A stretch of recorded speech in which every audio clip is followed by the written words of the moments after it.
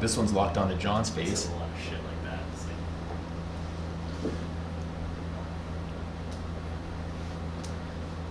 Please double check one thing here. I have 176 minutes on that and 376 on that. So we have to keep it under 176 minutes.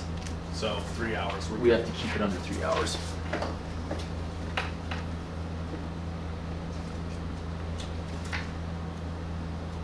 I might take one look through some of this stuff real quick right before we start, just to see what we got going on. Well, I hope you guys have a lot of questions, because my thoughts are pretty scattered. I ramble. That's good. That's all right. That's good. It's better that way. Doesn't sound rehearsed then. How many coyotes do you have? Forearm. Now? How many coyotes do you have now? Just two. Oh, okay. I think I got him. I think so. That's hot. That's hot. Live's hot. Hey, Keith, you shouldn't be asking questions yet. Come on, dude. You can ask again.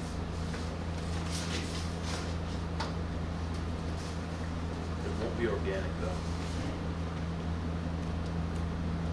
This is a brand new boom, so I usually use those, so I might be all over the place. Okay. Is it? You want? I have other muffs, dude. If you want. You want to switch me seats? We're good.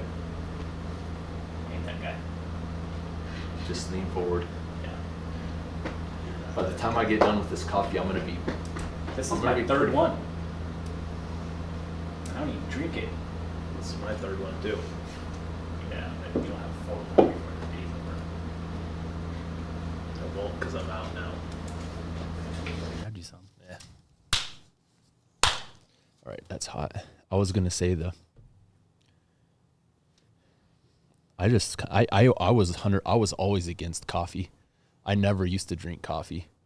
Why were you against it?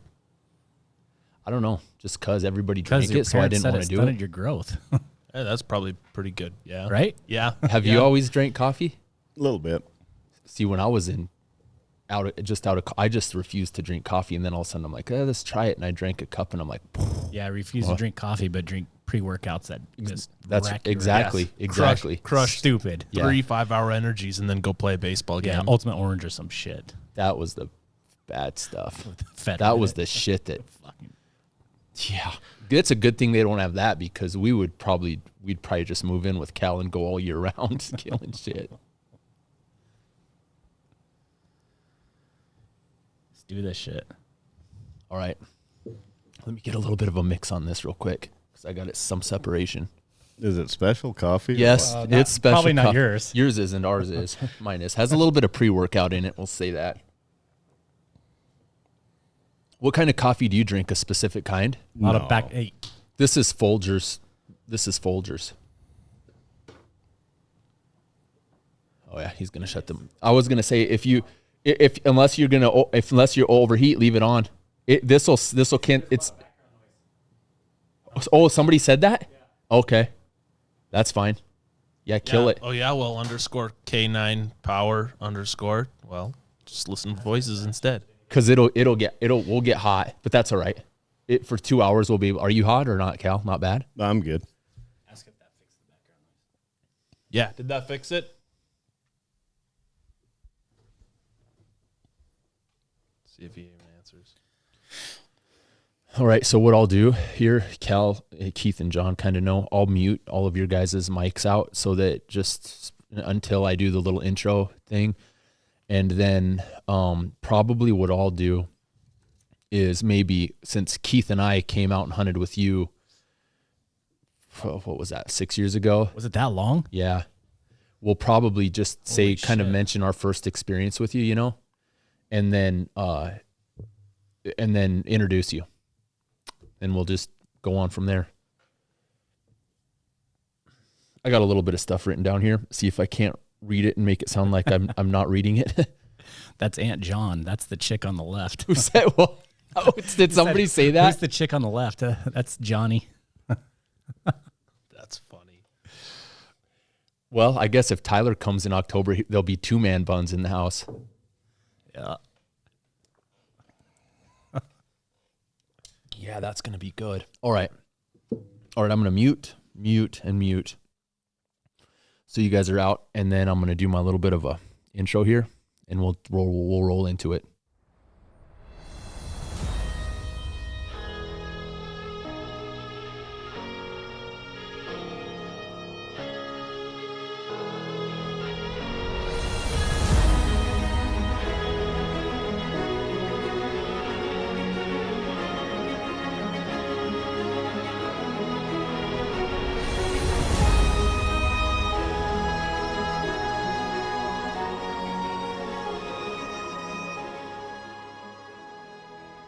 What's up, guys? You're here with O'Neill Ops, and this is the Predator Hunter podcast. This is the place where we break it down, where we go into detail with the equipment that we use and how we use that equipment application specific.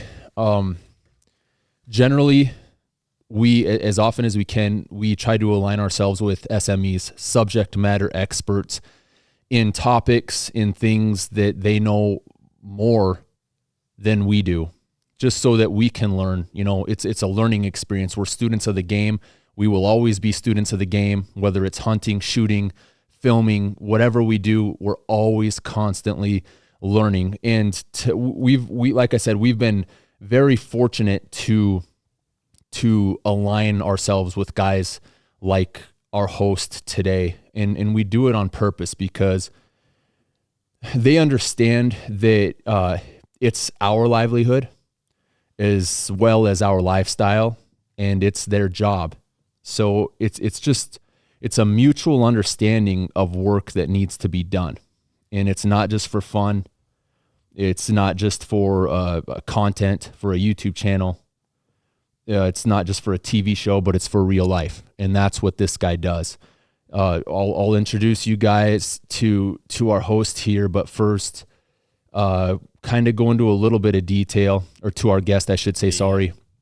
We'll go into a little bit of detail on our first experience with him, like we always do. It's been 6 years now. I was looking back on Instagram when we posted that picture with Cal, and Keith and I went out there. We got a hold of, or actually we made contact with Cal about six or 7 years ago. And I believe the first time I saw some of his work was on Fox Pro, I'm pretty sure. And we kind of sought it out, and he agreed to take us.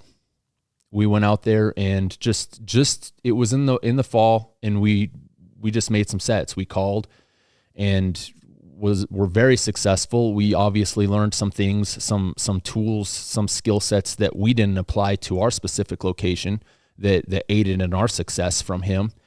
And we've always been wanting to go back. We've always been wanting to get back there. And it's just been, to be brutally honest, it's been a shit show on my end with the kids, the farm and ranch life. It's just nonstop. And then the YouTube, you know, there's no excuses for it because he's only about 4 hours away. But anyway, long story short, made time. And he said, James, you got to get out here while we're still doing the dogging. And I don't do that, but I've always wanted to kind of see it and experience it and primarily film it. So the stars lined up, time worked for me to haul ass up there for pretty much a day, ultimately, not even a full day. And we got some really cool content with Cal doing work with his dogs. And I already have it uploaded to YouTube. If you guys haven't seen it, it's the Cal Taylor project. It's the most recent production that I put up, and it shows his work. It shows him working with his dogs. And how it went down was I went up there. We had time for an evening set.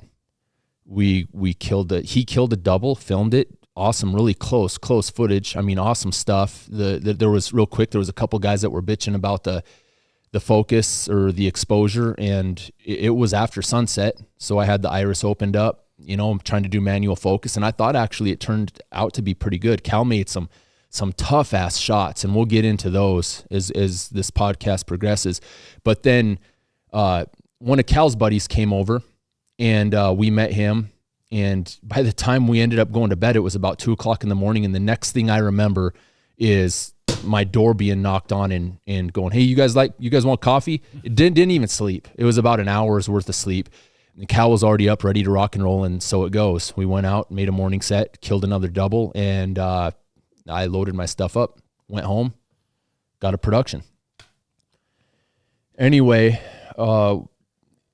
he's just one of those guys that's discreet, trained, highly efficient, and immensely successful at killing. That's what he does. That's his job. Those are guys that we want to align ourselves with because they understand our lifestyle. They understand what needs to get done. So with that said, our guest is Cal Taylor, and what I'm going to do is just kind of have him. We've got a lot of talking points. We're Instagram Live. There's going to be some fabulous, awesome content for you guys, and we're just going to dive into it. That we don't really have any specific timeline.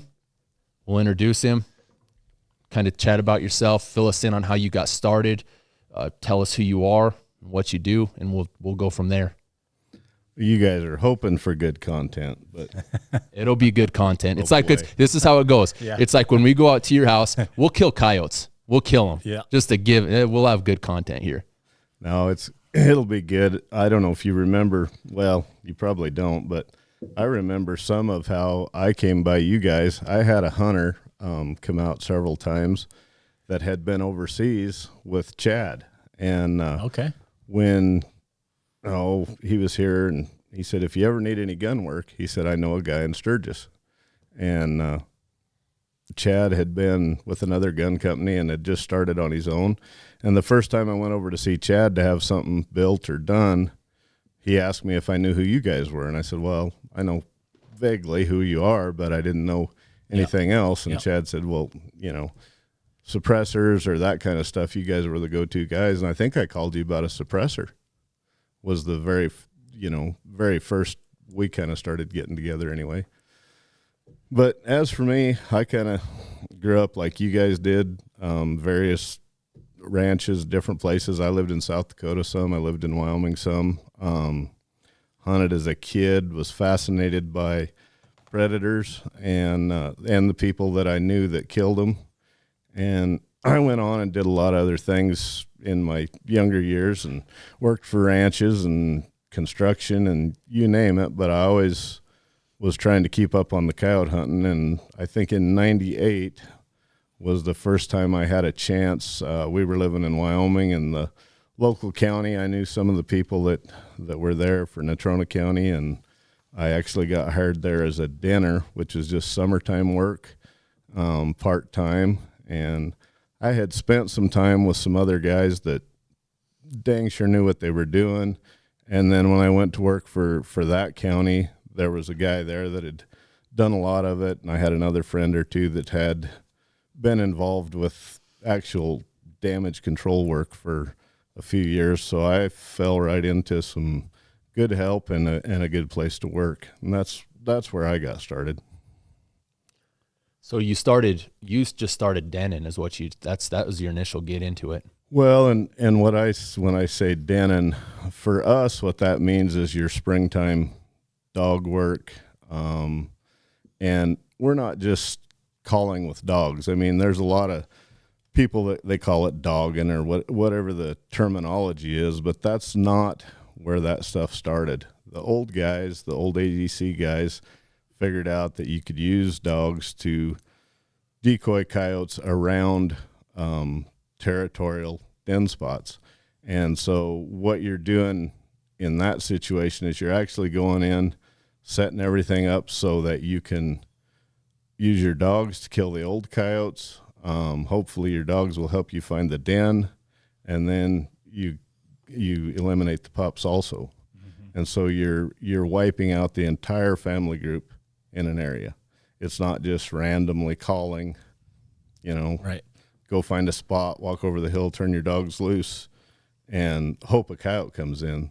This is, very specific to a specific area, and taking the time to find that family group and their home territory, their core area where they'll work, and you're eliminating everybody. That's what I asked when we went up there.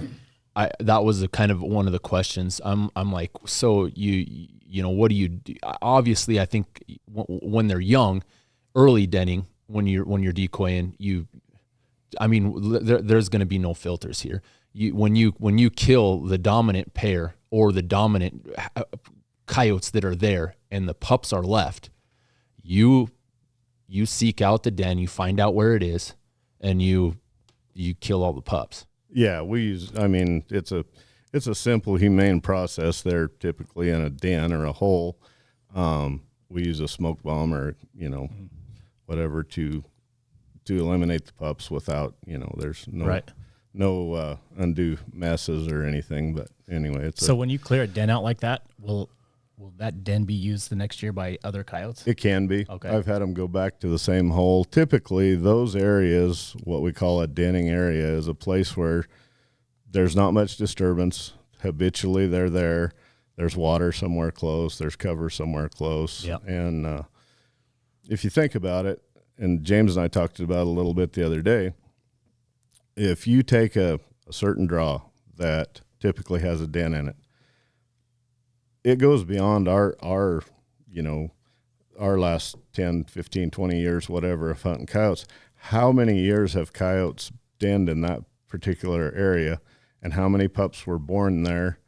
And then, you get a deal where there's just literally over the last 10 or 15 years, there's been 100 pups born in that same draw. So they know where it is, and they know how to get back to it. And they'll later, another female or something will move back into that same draw. Well, she's probably related or, come out of that same draw at some point in her life, 6, 7, 8 years ago. Yeah. That's interesting. And will there be more than one den site in that draw, you think, or is it not usually, but that I qualify that by saying in our area. Right. Okay. All this stuff pertains to where you're used to working and how it is where you're at. It might be different here. It's going to be different in South Texas or Kansas or wherever where, you may have 2 or 3 family groups in one drainage, but sure, where we're at, typically it's one family group, and then it'll be, might be a mile, might be 10 miles to the next family group. You never know. Yeah. And that's, to me, that's all real interesting because, doing it for your job during the early portion of denning season, the chore isn't necessarily killing the coyotes, the dominant or the parents. That's not really the hard part. The hard part's kind of finding the den. It can be, you can luck out and be right on top of them, or you can walk for 2 days and hunt. And so if you kill a pair and you don't find that den the first day that you kill them, you go until you find it, pretty much. Not always, but you put a great amount of effort into it. Okay. And regardless of what you do, there'll always be some you don't find, but we find the majority of them. And like I say, sometimes real easy, sometimes it's a day later. One of the cool things that you said to me that kind of stood out too was when you're flying over with a plane and you find, what'd you call that? When you find you have a den and it's all matted down in a circle right there. We call it a playground. There you go. Yeah. And that's a telltale sign of where the den is. That's really that's stuff that I wouldn't really necessarily think about, but you're from the air, you're killing them. And if your pilot says, hey, there it is, there you go, you got it. And and 90% of the time he's right on. Other times you never know, somebody could have, and it's not necessarily that the coyotes just move, but they'll change den sites 2 or 3 times before them pups are, no grown. shit. Yeah. So I got you. Them holes get full of fleas. And, okay. And when you find like a pair, how close are they to the dens? Well, that's the other issue. It varies because if it's early in the morning and they're out hunting, they may be 2 miles from the den. They could be off hunting somewhere, and you may not have a clue where that den is. We usually, like, as far as the calling deal, we'll do a lot of what you get. I guess you'd call it recon or whatever, to have a pretty good idea where they're at. Yeah.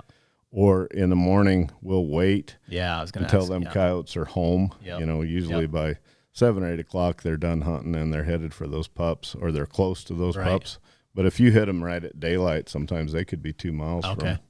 from where the actual den site is. Yeah, see, that's stuff that just people don't. That's stuff people have no idea about. They just don't know. The other things. So when you say they move out of dens, some of the factors that cause them to move could be pressure, like you said, fleas, infestation in the pups crap everywhere and they bring home meat to feed them and stuff, and not all that gets cleaned up, and it gets pretty rank around there. So they'll move down the country, maybe 200, 300, 400 yards, maybe half a mile, or other things that happen, just like you guys know, day-to-day stuff. You guys are out spraying weeds. Yep. You trip over a den or whatever. You may not even know it's there, but they know you were there, so they may move half a mile. Yep. So you can find a den site where they haven't been there for quite a while, but it's because somebody was moving cows and bumped into them, or was in there on their four-wheeler spraying weeds, or there's a lot of activity out there that can move them. How old before the parents leave them? Just for the pups to disperse, you mean? Yeah. In our country, what studies they've done and stuff, and what people say is that if the prey base is high and there's lots to eat, they won't disperse, or they won't split up that family group till, say, December, January, when breeding starts. In our country, what I always say is hunting season. You get 10 million people in the hills hunting, and they shoot at every coyote they see, and that breaks up those family groups. Yeah. And 2 pups go here and 4 go there, and the old ones leave, and somebody else gets shot, and you just that's what breaks them up, I think, in our country. That's a good theory. And we usually don't do any hunting until first prime, but 2 years ago we shot one. I guarantee it wasn't 10 pounds. Yeah. And, that was late October, I bet. September. That was a runt. Yeah. When it was just him, Well, you can have what happens is that on certain years, and like say with prey base is high or something like that, you'll get some yearlings, which would be last year's pups. Yep. And they'll breed, but they'll breed really late. Oh, okay. And so, like when you say late, if they're breeding in mid-February, when are you saying breeding late? Well, they might not get bred till March or April. Okay. And then those pups might not have been born till the 1st of July. Yeah. You'll find little bitty pups sometimes, into the first week or 2 of July. And you'll find some that were born, 1st of April. Right. And that kind of plays into what Cal said. That was October, so I'm sure they've been shot at. So before we get into that too far, the biology of stuff, let's take the denning a step further from the phase of where you're smoke bombing or fox toxin or whatever you use to I don't think you can use that anymore, dude. Well, shh. Anyway, that won't be heard. Wait, are we live? Anyway, so whatever you do to get them gone early when they're little pups and they can't survive, they can't fend for themselves, to the point where we are now. When I came out and hunted with you on the video that I did, you go, well, these were probably April pups, and they're almost full grown. And they're probably, they're probably down here 400 yards away, but they're going to be plumb fine, fending for themselves, doing what they do, eating bugs, eating whatever. But doing the work that you do, just because they can fend for themselves, your job isn't done.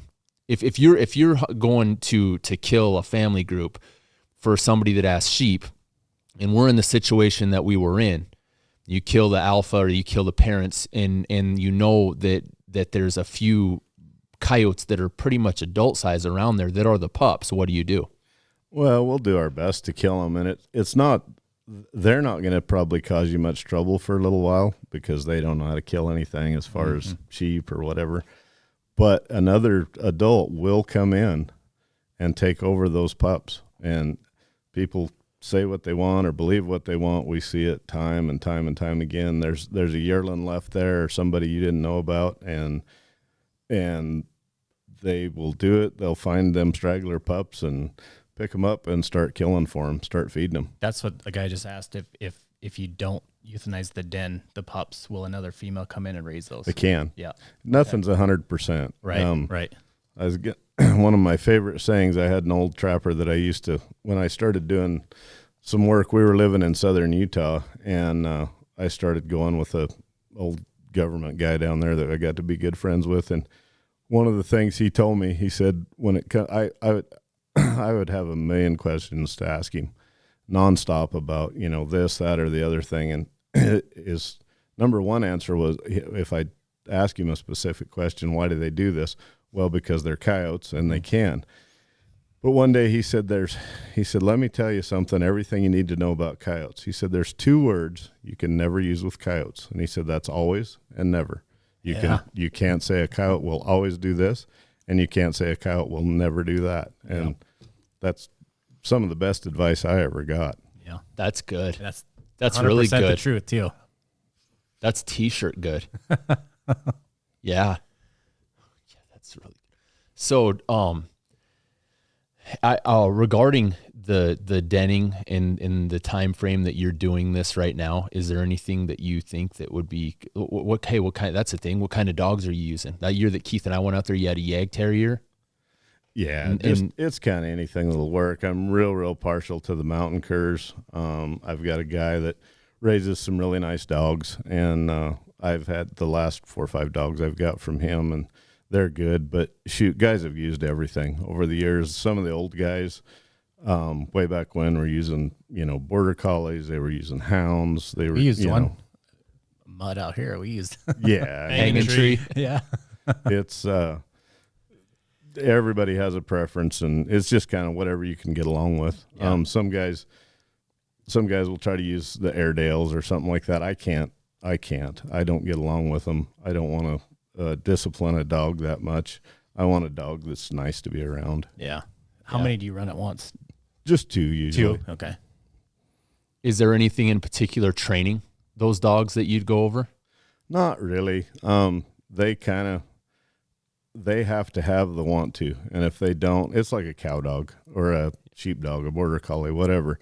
It kind of has to be ingrained in them, and you can teach them this and that, but if they don't want to work, you can't make them. What you told me is exactly relevant to the set we made with Spike. Their safe place, Spike's safe place. He ran home, and he goes, "It's tough to break a dog when they think their safe place is somewhere other than you." Yeah. If it's not you, if it's the truck or something like that, you're it doesn't work. Yeah, that's good. His safe place was 1.5 miles away, and he went all the way home. Yeah. He thought he was real tough until he seen the other 2 coyotes coming in. The other 3? Yeah. Yeah. Yeah, we had one. Well, when James was there, we had one get throttled pretty good in the draw. Oh shit. Yeah. We were that dog. Kenny's like, "Hey, your other dog's name needs to be over there helping him." That dog was getting smoked. That's what I told you. I said, we better shoot a couple of those coyotes. They're gonna kill fucking Spike. Yeah.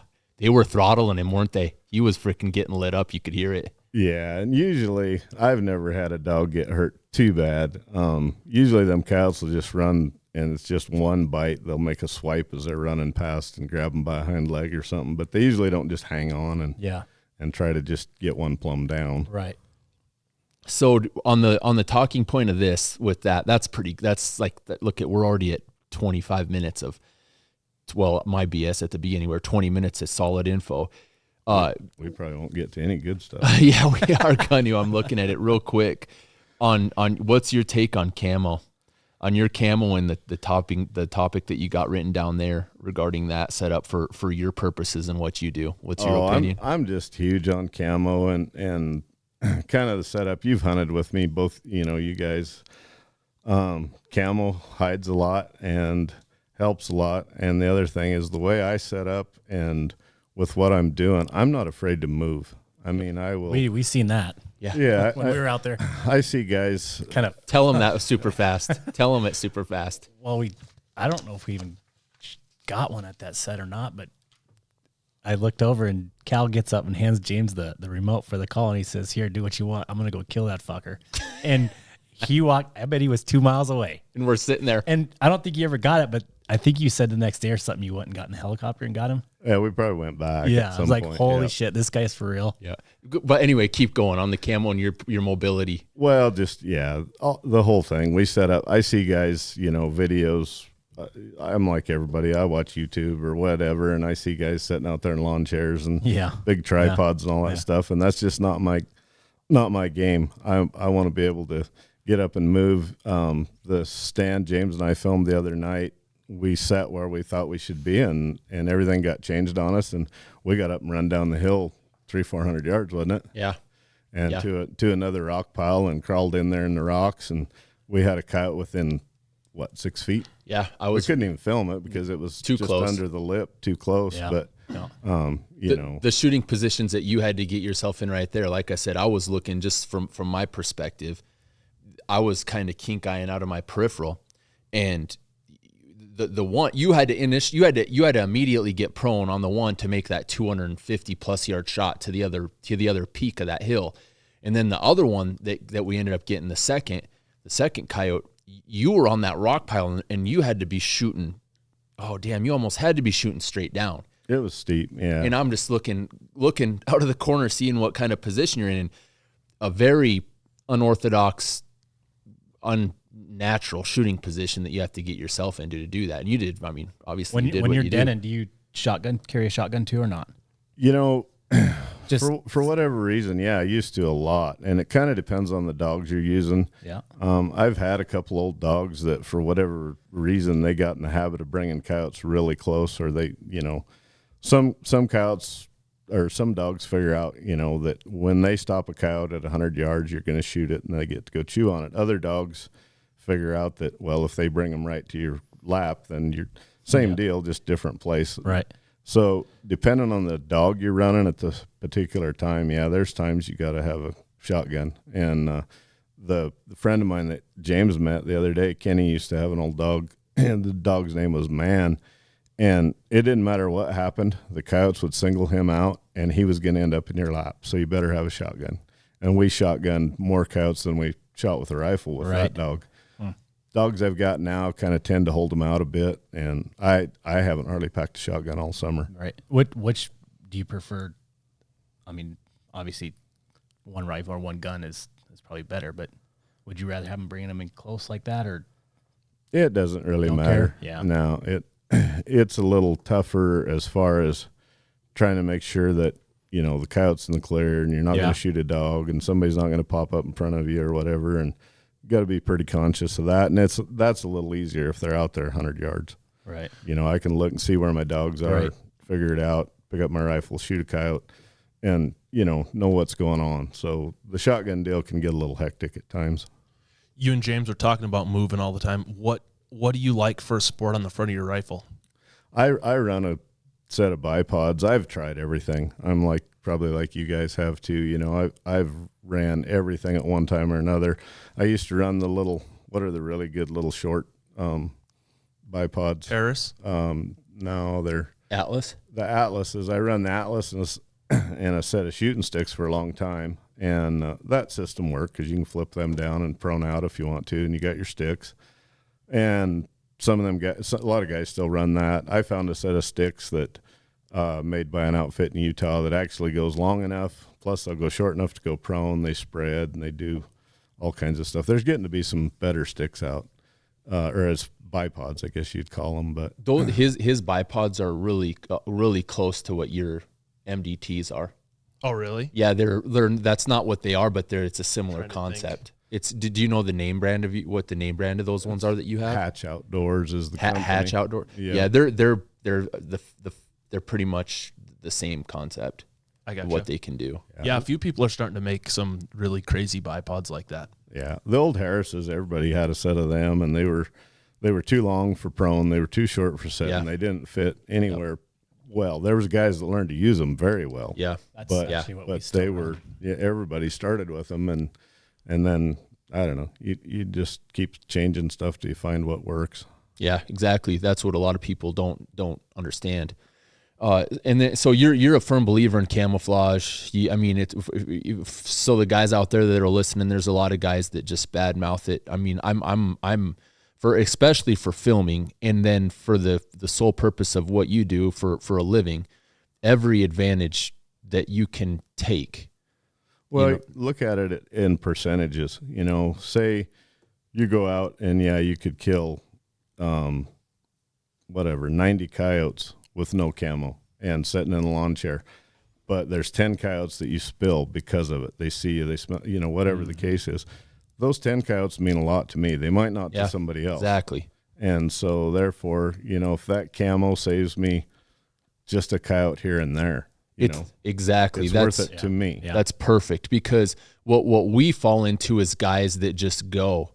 They'll just go and they don't give two shits if they seal a deal on this set and if they're successful on that set. And they just wipe the slate. We're on this exact same similar mindset of you, as where our success rate per set has to be very high, otherwise we're not happy. And that's the same people that are okay with calling in 2 and getting 1. Exactly. Yeah, or educating everything in the area, and Yeah. them coyotes never dying. It's completely different when you're covering a mass area, and you nobody hunts it, and your success is going to be good, but it's not going to be perfect. I mean, obviously nobody's going to be perfect, but that's what we are striving for, and it's the same exact mindset. That's perfect. That's what we want to explain to guys, not in a bad way, but just a completely different perspective from the everyday, or I should say weekend look, compared to the everyday lifestyle of it. Yeah, there's a lot, dude, you got a lot of awesome stuff. I'm all about getting Yeah, jump around, whatever you got. What's another topic? Well, like I said, everything I put down is completely random. That's perfect. Going back to my job, the other thing, you guys have concentrated on being really good hunters, and you've got into the night hunting deal, and you guys were some of the first ones to get really, really excited about what a suppressor can do for you and stuff. As far as work and all that kind of, we do a lot of other stuff too. We trap, we snare, we fly. That's some stuff that maybe doesn't pertain to, your average recreational caller, but we change tools year round. And so that would be the only other thing that I would touch on that's probably different for us, or for the guys that do what I do. So, And I mean, your job is to kill those coyotes, and you're going to do it any way necessary, per se. Pretty much, 90% of it is just staying ahead of the problem. It's easier to keep the numbers down and stay ahead of a problem than it is to mop up after the problem has started, I guess. And when you say what's your team consist of? Is Well, it you and your I'm pilot just- or what? Him and his dogs. I'm just referring to Yeah. There's quite a few guys that do what I do, and some of them that do it better than I do, and all that. But I'm just talking about ADC guys in general, that pretty much do this for a living or year round. So when you go though, are you solo usually, or do you have a guy that goes with you, or? It's almost I'm almost always by myself. I'll have a friend go or something once in a while, but probably 80-90% of the time you're by yourself. Is there a certain time of year that you kill more coyotes, or it's easier to kill coyotes? I like for me it's denning and that kind of stuff, but we can have some good days in the wintertime too if we go fly or do something along them lines. And then the other tools we use, like whether it's snares or traps or whatever, you're just kind of filling in between and trying to keep up with things. Yeah. Okay, so I'm going to do a little bit of a swap on this one. Since we went into the methods, or we're kind of going into the methods, one being the denning and the dogs. Next being, let's just run through some traps and snare scenarios. Do you still trap quite a bit too, or not so much? I'll be the first to admit I'm a horrible trapper. As far as steel traps and footholds, I'm not. I know some guys that are good. I'm not, and it's probably the worst tool in my arsenal. I do good with snares, and occasionally, like the cyanide guns, M44s, we'll use them around livestock some, and occasionally they'll work pretty good. But snares are huge for me, and then flying. We do a lot of flying in the wintertime. Explain what a cyanide gun is. I have no idea. It's just It's a critter gator. Yeah, it's a little stake that you pound in the ground, and it's got a spring-loaded cyanide capsule in it, and you put a little bit of bait on the head of it.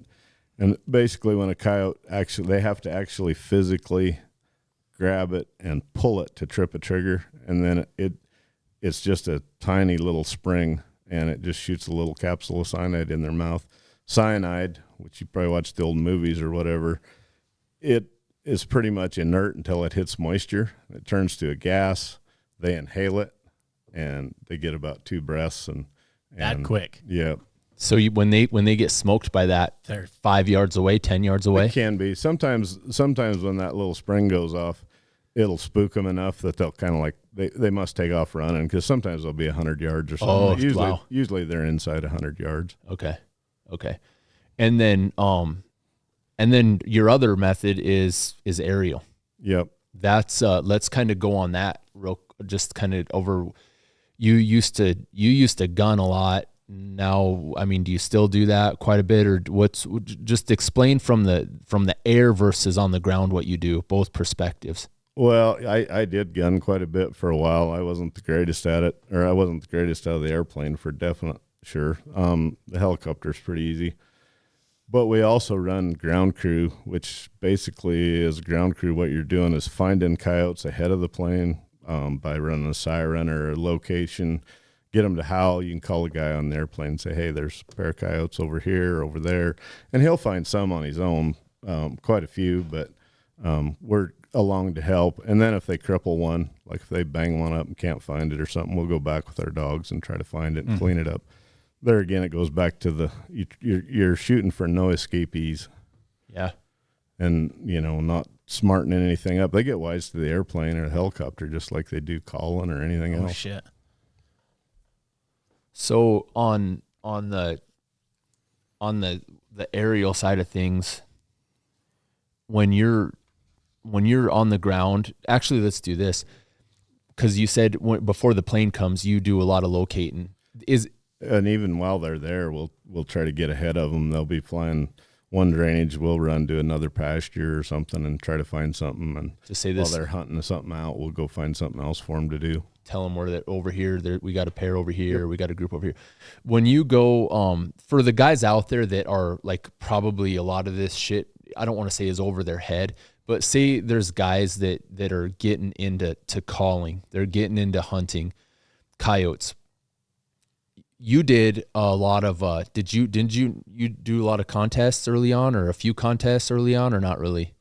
Yeah, I tried it all at one time or another, but yeah, I went to the contest back in the early 2000s up until probably 2012, or no, earlier than that, I guess, somewhere in there 2008 or 6 or 8 or something. I went to work for the feds, for the USDA, and they said, absolutely not. You can't be doing that kind of stuff. So there was a few years there that I didn't go to any, but before that, or prior to that, I'd went to quite a few. That's where guys like Les Johnson, Al Morris, them guys, I knew them guys way before any of this other social media and Fox Pro and whoever else came around. That's how Les and I've been friends for years before any of this, before any TV shows or anything. Yeah. For the guys that are interested like us, if you're going to make a set on during a contest versus if you're going to go make a set for your job now, what do you do?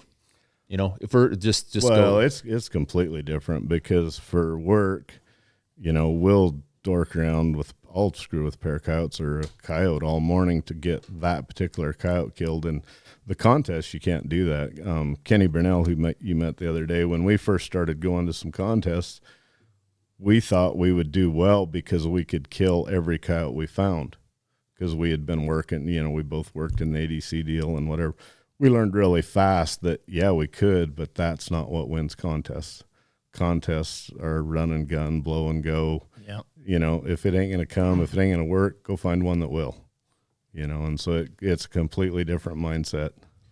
In our mindset. How hard was that then, as far as, for your work, that shit's going to die, where... Yeah, well, the contests, we were going out of state. We went to all kinds, big, different places. Then we never really worked any contests where we were actually working. So we were, we went all over to into Arizona or Nevada or. So then, when you do that, do you hunt public ground, or do you find people or know people? Yeah, we did some everything. We hunted a lot of public. We hunted a lot of private. You get out and, one thing I will say about the contest, it was fun to go see a lot of different places and learn different things. We went to Nevada one time, and I called Les.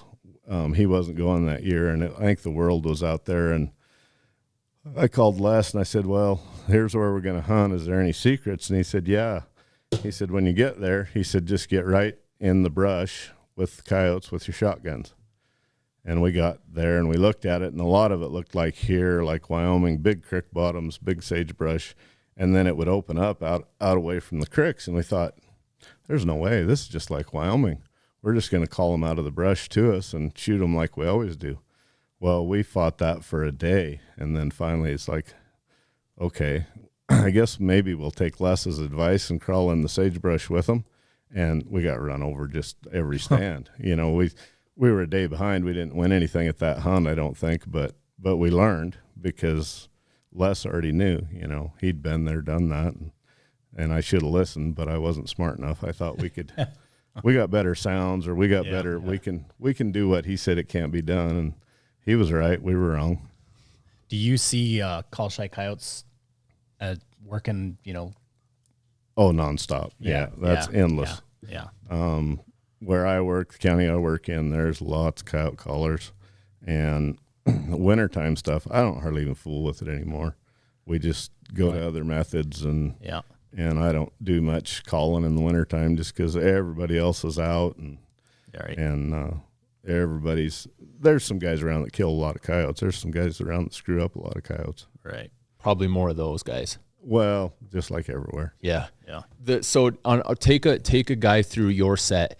If you have this, just take a picture perfect scenario. So if you're going to hunt some guy's ground, or you're doing work on some guy's ground, usually do you try to get exclusivity for every way, shape, or form to kill those coyotes? You would like that, but you can't. You can't, but okay. So it doesn't matter. You'll have guys tell you that, oh yeah, I don't let anybody else in, and then you see somebody at the sporting goods store, and it's his nephew or his cousin or something. Well, yeah, we were just out there the other day, and we see that shit all the time. we called in for, and we did get one shot or whatever, and so it doesn't matter what they tell you or what goes on. There's people everywhere. It doesn't matter. Okay. Say that you do have a good scenario where there's a rancher, and he wants just you to do work, and you're going to go in there and make a set. You're not doing any kind of a contest. You're going in there to do what you do, and that's just to try to be as successful as you can initially, calling with no dogs. Say it's a good, cool, cold wintertime set where there's no pressure. What is the first thing that you do to go into that set? Just from your perspective, do you locate first? Do you just go in and make a cold stand, or what do you do for anybody that's interested in how you would do it? Well, see, you're going like, there's probably people watching this. Okay, we don't have to. We don't. That's what I thought. There's only holy shit, James. You went there? We don't have to say. We don't have to say. There's only 12 people watching right now. 13. Yeah. So good. What I would say, in all truth, I want to know where the coyotes are, and so location. And I don't care how you do it. It can be with binoculars. It can be by hearing them howl. It can be whatever. But your success goes up exponentially by knowing where those coyotes are at that time. I'm talking at the time that you're going in there, not where they were yesterday or the day before or whatever. So, I'll dork around. I spend 1 million hours in a spot and scope, and hopefully I can see a pair of coyotes somewhere go into a draw, and then guess what? I know they're there. Yeah. And it's huge. It's a huge difference. I don't care what sound you use, what call you use, or anything else. If they're there, you have a way better chance than if they're not. Yeah. What kind of spotting scope do you use? I run a Leupold. Yeah, that golden ring here. That's the good one. See, most people don't just automatically. They will never take the time to do that. Like the amount of time that you have your eye glued to that spotter, people would never understand. Yeah, and like I say, there's a lot of different methods, but I'll slip around and howl a little bit, maybe even in the night, and kind of know where there's some coyotes or where I want to go, and I'll spend a lot of time on that one stand if I know there's a coyote there or a group of coyotes or whatever. Okay, when you go out and say like we were talking when I came down, and you would actually throw a cot up on a hill or a mountain and sleep, and just you'd hear coyotes here, and then you would do your thing. Explain that, and then also, if you can remember, explain. Say you wake up in a tent, or you wake up to whatever, and you hear some coyotes ripping off at 2 or 3 in the morning. From your knowledge over the past experiences, how far will you make a set from where you heard those coyotes to the time where you can actually see in the morning, and you're going to make that set if you're going to do it? Well, what I was talking about was finding coyotes in this, like in a denning situation or whatever. And when I started, we didn't have the things we have now. We didn't have the big electronic calls. We didn't have a lot of stuff. And what I figured out that a lot of the old guys would do is they would camp with near where they thought the coyotes were, and they would, in the night, they would hear them howl as a family group or whatever, and they would know exactly where they were. It's just another method of location. And like I said, to me, location is key. And so that was a way when I didn't know anything, and I mean, or very little, I could find coyotes that were hard to find or that wouldn't answer, because I wasn't out there trying to make them answer. I was just out there camped out in a little tent or a cot and listening for them in the night. And so you hear them, and I learned, I was joking, but I learned, because you would wake up in the night and be listening to them and think you knew exactly where they were, and get up in the morning and go to them, and you'd be off a little ways. So I always joked I'd get up in the night and I'd take one of my shoes and point a shoe directly at where it was. That way, when I got up in the morning, I'd look at my shoe and they were over there. That's pretty cool. That's really cool. That's shit that you don't hardly ever, or I don't ever hear about stuff. That's really, like, it's just, it's so modern now. You just don't even think about that. That's what's awesome. Yeah, well, it was, and like I say, that was at the beginning of my career, and there was a lot of nights gone from home, and thankful for a good wife, because I don't know how she put up with it, because I was gone a lot. That's all I wanted to do is, I'd go out and hunt in the evening, camp somewhere, get up in the morning, have a little coffee. I'd heard some coyotes in the night, and I'd walk over and kill them. That's cool. So what, do you save the fur? At times, right. when there were something, I'll skin a few coyotes or put a few up or something, or save a few frozen ones. And when they get down to where they're not worth much, like they have been the last couple of years, I'm not going to screw with them. Yeah, I'm going to go kill something else. Yeah, that's the same thing. Let's that's so much interesting stuff. Let's talk about some biology, like how far we were talking about this too whenever I was up there, how far some of those coyotes will actually travel into like a kill site, into where they're, where there's sheep or something, and you figure all that out.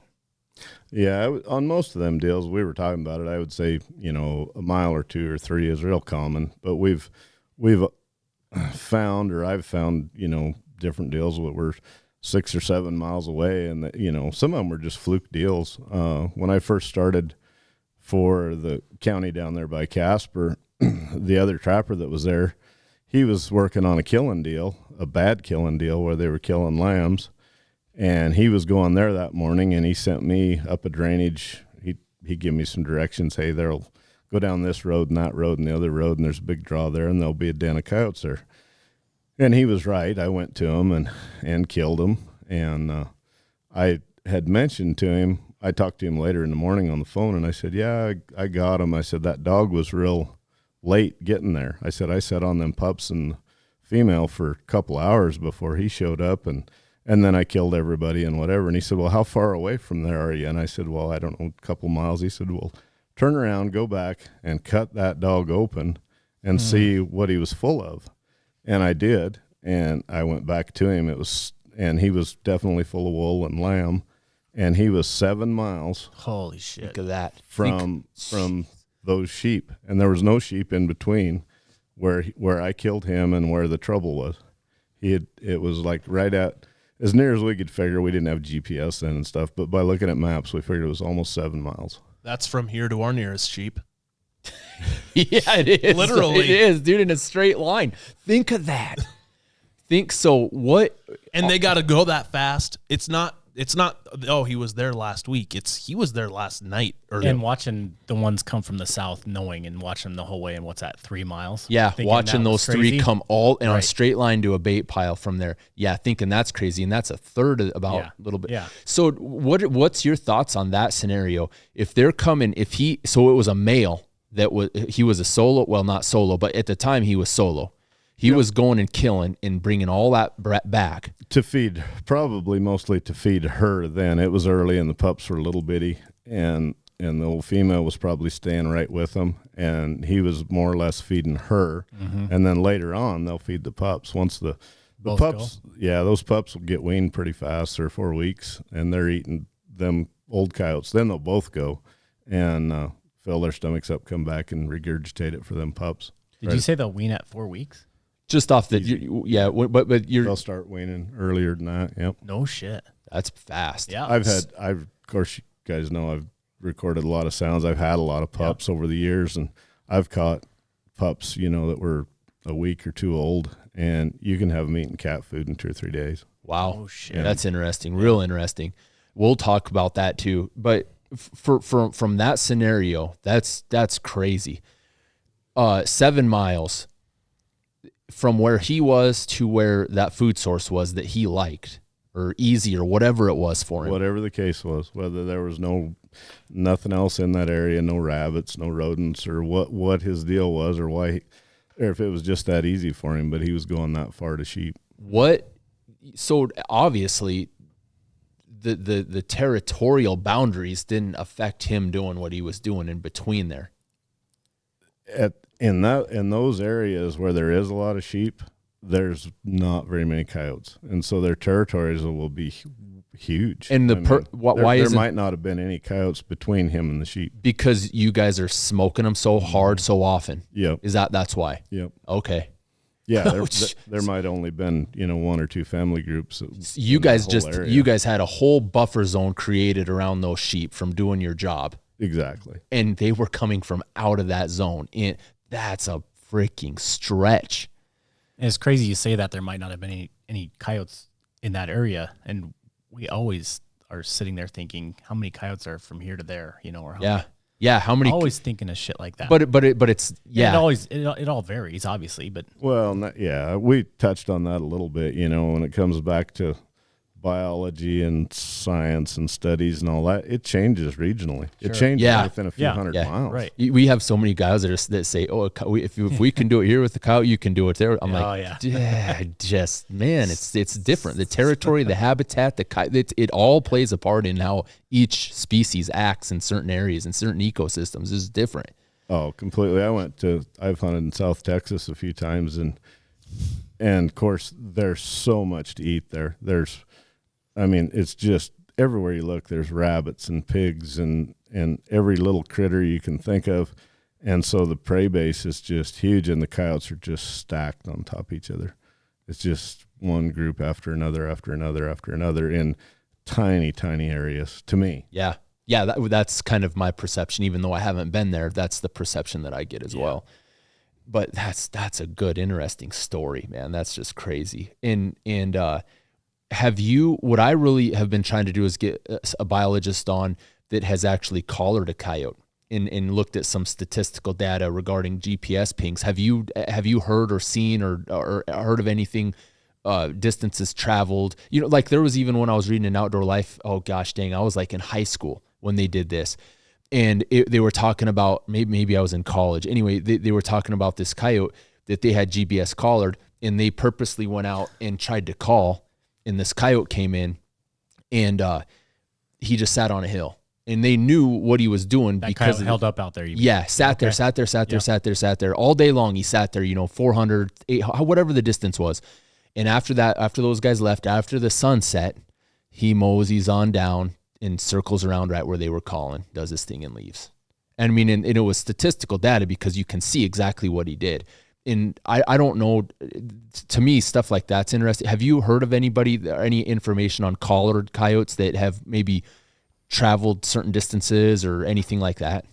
Not a lot firsthand, probably the same stuff you've looked at. And what I always say, the problem with most of them studies is they're in a non-pressured area.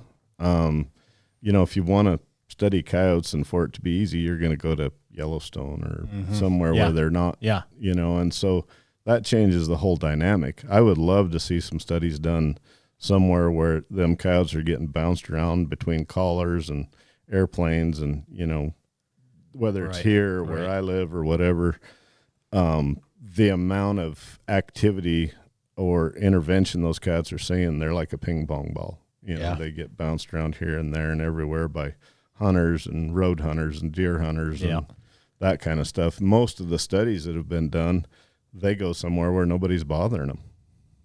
Yeah, exactly. And so that's a perspective that you just don't think of. Yep, exactly. Yeah, they're doing a study that they kind of want to sway in the way that they want it to go. Well, I've said that about studies in general, and I don't care if it's anything pertaining to ag or coyotes or whatever. Anything that's been done, I don't care if it's rotational grazing or like we were talking the other day, every study is skewed to the way that the person doing it wants it to come out, whether they mean to or not, whether it's on purpose. It's just they're after a certain result, and they will skew the results that way to try to get the result that they want or that they believe.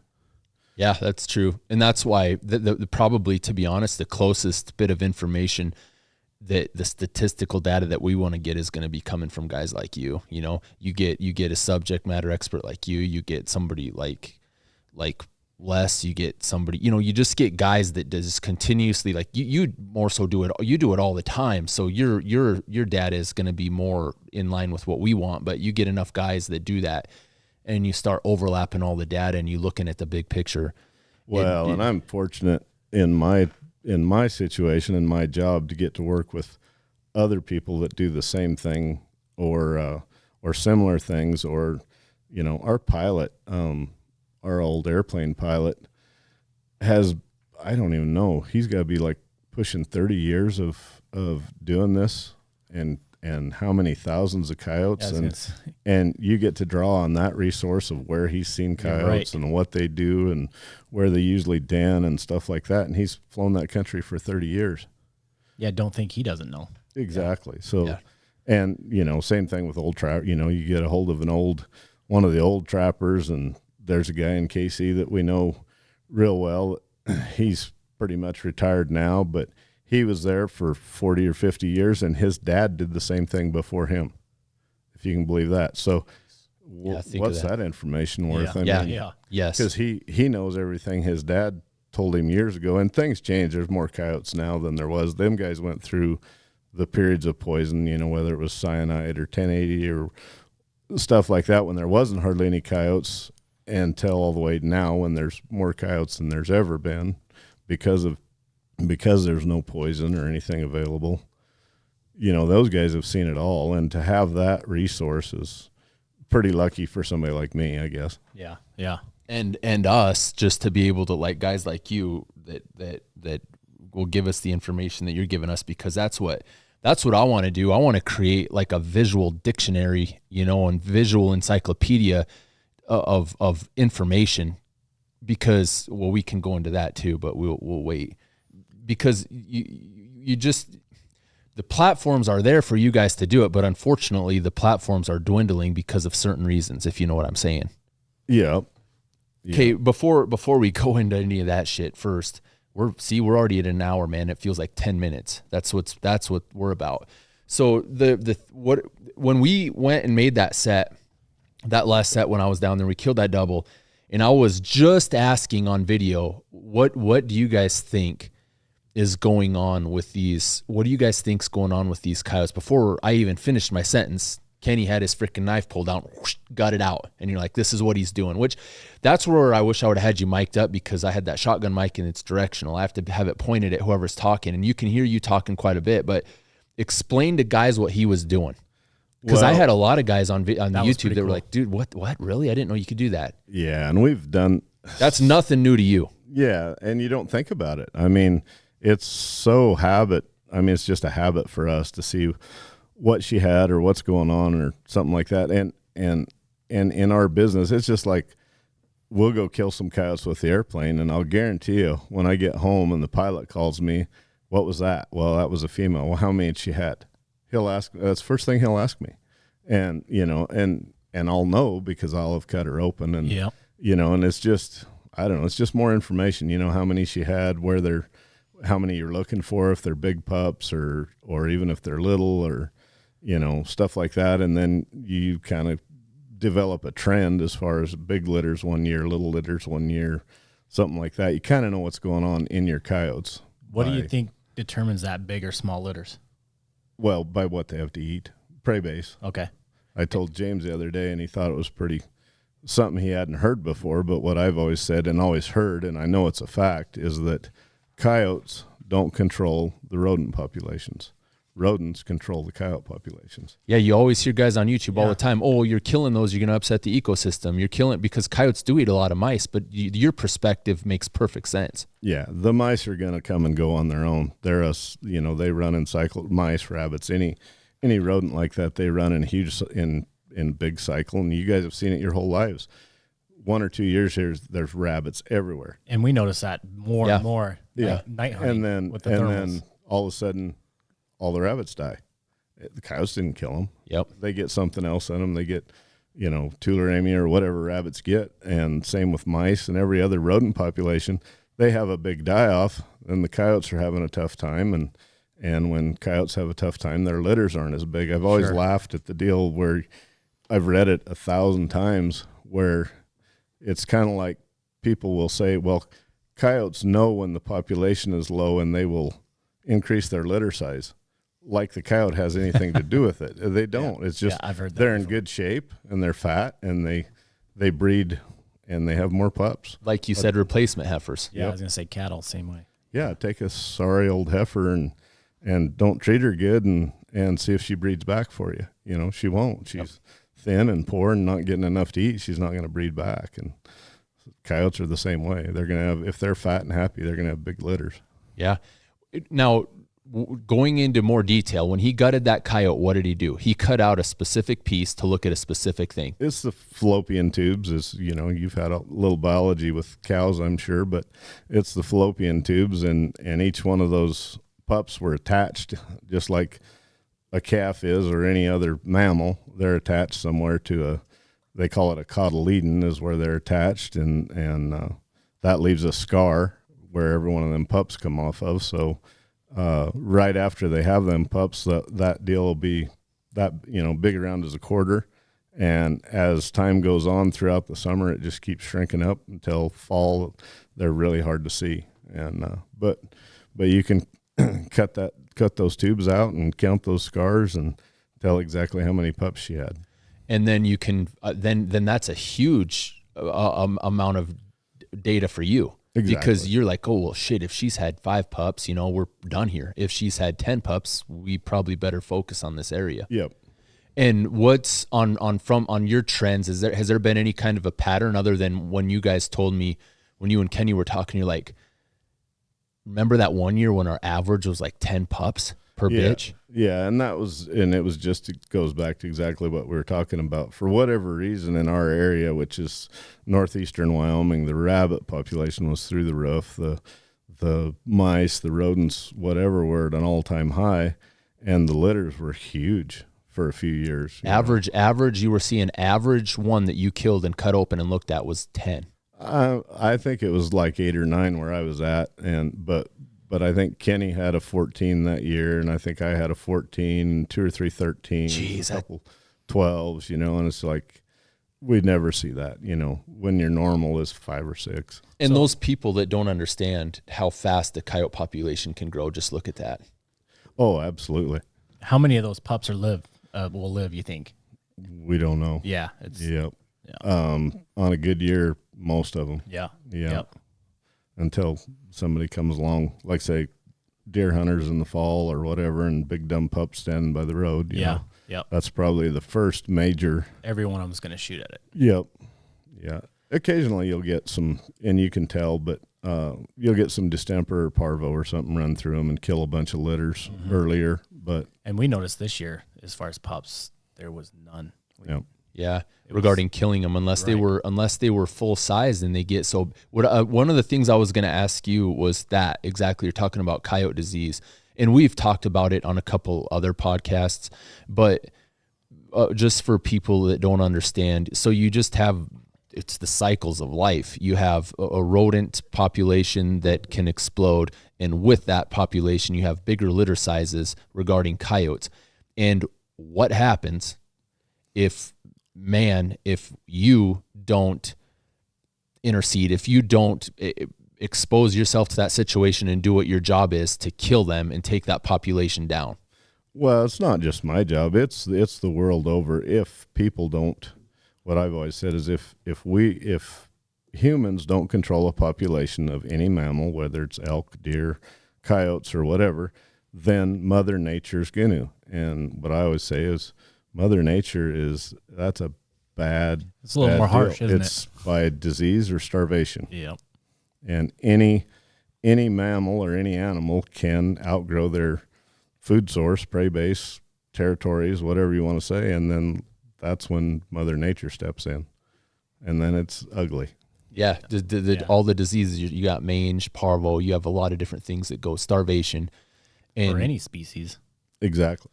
And if it's I mean, the base that we're talking to right now understand the concept, and we really try hard at the work that we do to show.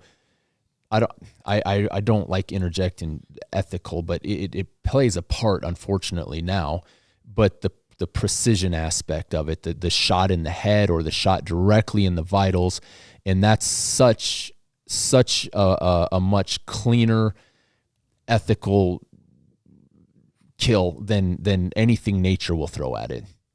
I think. Oh, completely. Yep. Completely. And like we were just talking, it can be with anything. You can take the eastern whitetail population or whatever you want and quit hunting them and see what happens. I mean, they'll eat themselves out of house and home, and then they're gonna develop more diseases, and they're gonna starve to death, and they're gonna be in people's back lawns starving to death and whatever. So you can take away the deer hunting if you want to, but that's what's going to happen when you do. That's exactly what happens. 100%. We got EHD here that freaking just hammers the shit out of them because, one year, about 4 years ago, you'd look down here on a half a circle of alfalfa and you'd count 60 to 80 whitetail. And damn well, I mean, sure, it's sustainable because there's enough food here, but when you have an overpopulation in one way, shape, or form, maybe the methods of thinning them out isn't starvation, it's something else, and it was EHD. And they're just dying left and right, You drove right by our mailbox. You saw all those skulls on it. Those were all found the same year, and not one of those deer was shot. Jeez. Yeah, just a bummer deal. But it's what happens. Yeah, well, we see it, like even in our area, the whitetails, which I'm not a whitetail fan. I mean, I like to hunt them, I guess, but the whitetails have overpopulated. We don't grow a real big whitetail or a real desirable whitetail. There's some people that hunt them, but they've basically taken over probably over half or 3/4 of the original mule deer habitat in our country. And so the mule deer are suffering because there's too many whitetails. Same thing here. Yep. Not on your level probably, but yeah, there used to be awesome mule deer here, and it just the same thing. The whitetail took over the farm ground and pushed the mule deer out, and the mule deer kind of are more. They push them to a worse food source and to the predators. Yep. Yeah. Because they can't winter. The mule deer can't winter down here in your field where you're going to keep the coyotes shot. They're out in the hills somewhere getting ate on by the coyotes. So, exactly. yeah. And that's where, unfortunately, the coyotes get pushed too because they're not, they just live there. Yep. Have you seen? I forgot what I was going to ask. Thank God. Are we racking your brain too hard? No. Okay, good. No. All right, just tell us if we're making your brain over. No, I know. I You're can just tell you're making not. me talk too much. That's what we Keith want. and John ain't saying nothing. We just want. That's what we want. Because we don't know anything. That's why. I'm I'm busy swatting flies. Yeah. I think you know more than you're letting on. Keith might. You have a crippled coyote written down here. Was there something that I didn't touch base on that? Oh, not really. Just talking about when I was telling you the story about the coyote that came from so far. One other time I was working on a deal just by myself on a sheep deal, and I figured out after a day or two where the coyotes were coming from. And so I went to them one morning, and I just lucked out and walked right in on the whole deal and sat down there, and I could see the pups. I knew what was going on. I see the old female laying around there, but there was no dog, no male coyote. And I thought, well, I'll wait around here till he shows up. And I waited for a while, and he didn't show. So I finally started doing a little calling, and of course, the old female run right in and worked the dogs a little bit. And I shot her, and I thought, well, I'm just going to sit here and keep calling for this male. And so I did. I'd lay around there for a little bit, and then every 10 or 15 minutes I'd call a bit. And it was probably an hour or an hour and a half later, that old dog finally showed up, and he was a mean, mad son of a gun. And I didn't think much about it. He came in and just worked my dogs, was brutal and ornery and mean. And I finally got a chance, and I got him shot. And I went down there, and his back leg had been broke, and like it was gone. The foot part of it was gone. And then there was about 6 inches of bare bone sticking out, plumb to his hock, and then the hide started. And he was going to the sheep and killing and coming back and basically walking on that peg of bone. And it was healed that way. Yeah. Yeah, that bone was polished as bright as you could just – he'd been walking on it for probably months. I think that's what I was going to ask you. If you have you, what other do you have any other? I mean, I'm sure you see a lot of shit, a lot of just weird shit. Yeah, you see pegs, coyotes that have been snared by a foot or leg or something, and their leg will get broke off and be pointed a different direction, and they'll be cruising around on 3 and just doing fine. But that's one of them that kind of stands out. Yeah. Geez, that is a nasty one, isn't it? Yeah. And you guys had got one with 3 legs a couple years ago. Tripod. I've seen most of bottom jaws gone. I was going to say, you have a skull of a jaw. Yep. Yeah. That was probably my fault. No, Dave gave me that that's from up in the hill somewhere. He found that. Don't you remember that one year I blew like 3 jaws off? Somebody could have. Why would you even tell anybody that? Headshots. But some of those coyotes survive. Even bottom jaw or most of a bottom jaw gone, or I've seen a lot of stuff. A lot of appendages gone, I guess you'd say. Yeah, I think that one that John probably shot that was a tripod. His back leg was gone. It's probably a snowmobile or something shot it off, or we'll see that most of the time. There's not a whole lot of trappers around here. Yeah, it's a lot of times with them guys shooting the 22-250s. I think. I was going to ask you about that too, because you said you're not especially an AR. if they don't know how to shoot them. You're not an AR and you're not a 223 fan. What kind of fan are you? Yeah, exactly. That's what we're going to ask him. What do you got? Tell us what your preferences are right now, because you're using it to kill shit. Yeah, any of the 6mm and several of the 22s. The 22-250 is great. But your weapon of choice right now, what are you running? A 6 Creed. And it's the manufacturer. It's a Proof. And it's actually a factory gun. I've had Chad build me 2 or 3, and I got a chance to get this Proof, and I thought I'd try it, and it's a nice rifle, and it shoots well. That's the Zermatt makes that action, right? That's what I'm like. That looks like a Bighorn Arms action. I'm 90% positive it is. I think it's an Origin action. Yeah, and it just, instead of saying Zermatt or Bighorn, it says Proof on the side. Mm-hmm. Yep. And it's got the Proof barrel, and I think Proof might make the stock actually too. I think they do. But it's a nice system. And then you're running the Night Force NX8. Yep. You let me look through that. I've never looked through one of those. We're using the Mark Vs, which it's a really similar scope size wise, and What's the magnification on that? Do you remember on yours? 2.5 to 20. So ours is 3.6 to 18. So and it's about the same size. So you've got a little bit more juice to work with. Yep. Good glass. And then you're running one of our suppressors, the 6mm vapor. Yep. And then that tripod or that bipod, sorry, that you're running. That's a hammer. And let's while we're talking about your setup, I was asking you, and we're walking, and I recorded it while we're walking back from that first set that we made in the afternoon. He's sneaky that way. You got to watch him. He's always turning that thing on. Yeah. I wish I would have had you mic'd up because I would have just let it run. It was when you were telling me about your bullets. And you were telling me about the story. You're talking to this guy on the phone. Why don't you tell that story real quick? Oh, years ago, we were talking about, you asked me if I run Molly, and I said I did, and you kind of quizzed me as to why, and I've heard a lot of. Before you explain to guys super quick what the concept of that is. Well, Molly's just it's molybdenum disulfide or whatever they call it. It's a bullet coating. It was real popular about 20 years ago, and it's not now. Guys have got away from it, but way back when, I was always looking for the better coyote bullet, and there was a magazine that was made in South Dakota. We were talking about it, the old Varmint Hunter, and there was an ad in there in the back for these custom bullets. This guy had made a lot of target bullets for years, and he had switched and was coming out with a varmint bullet, and I happened to call there one time to find out what they had. I was shooting a 243 at the time, I think, and looking for something newer and better, and however it went.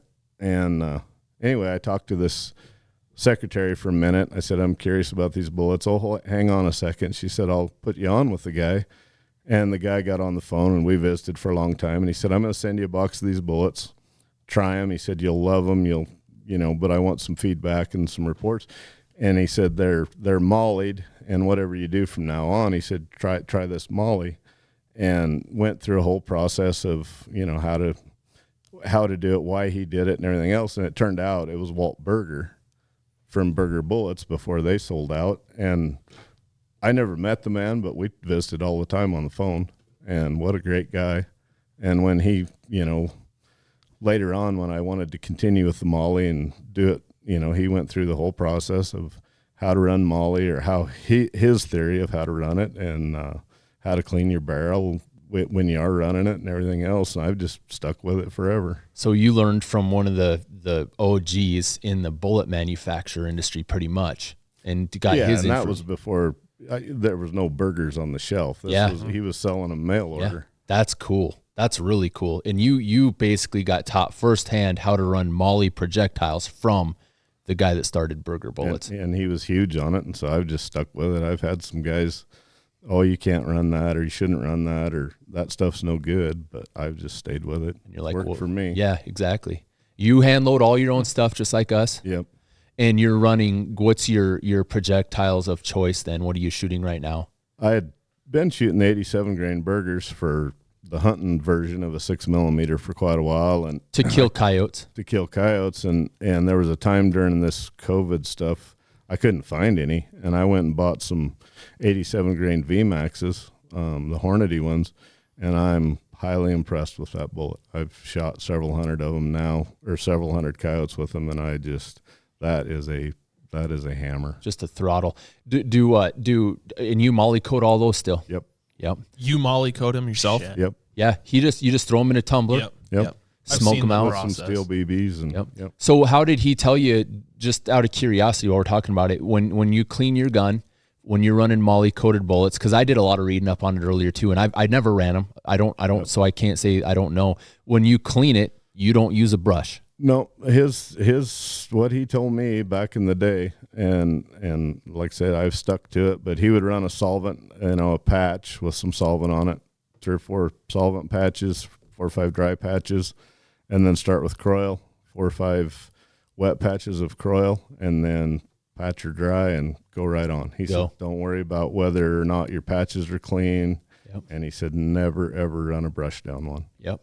That's cool. That's just shit that there's so many variations.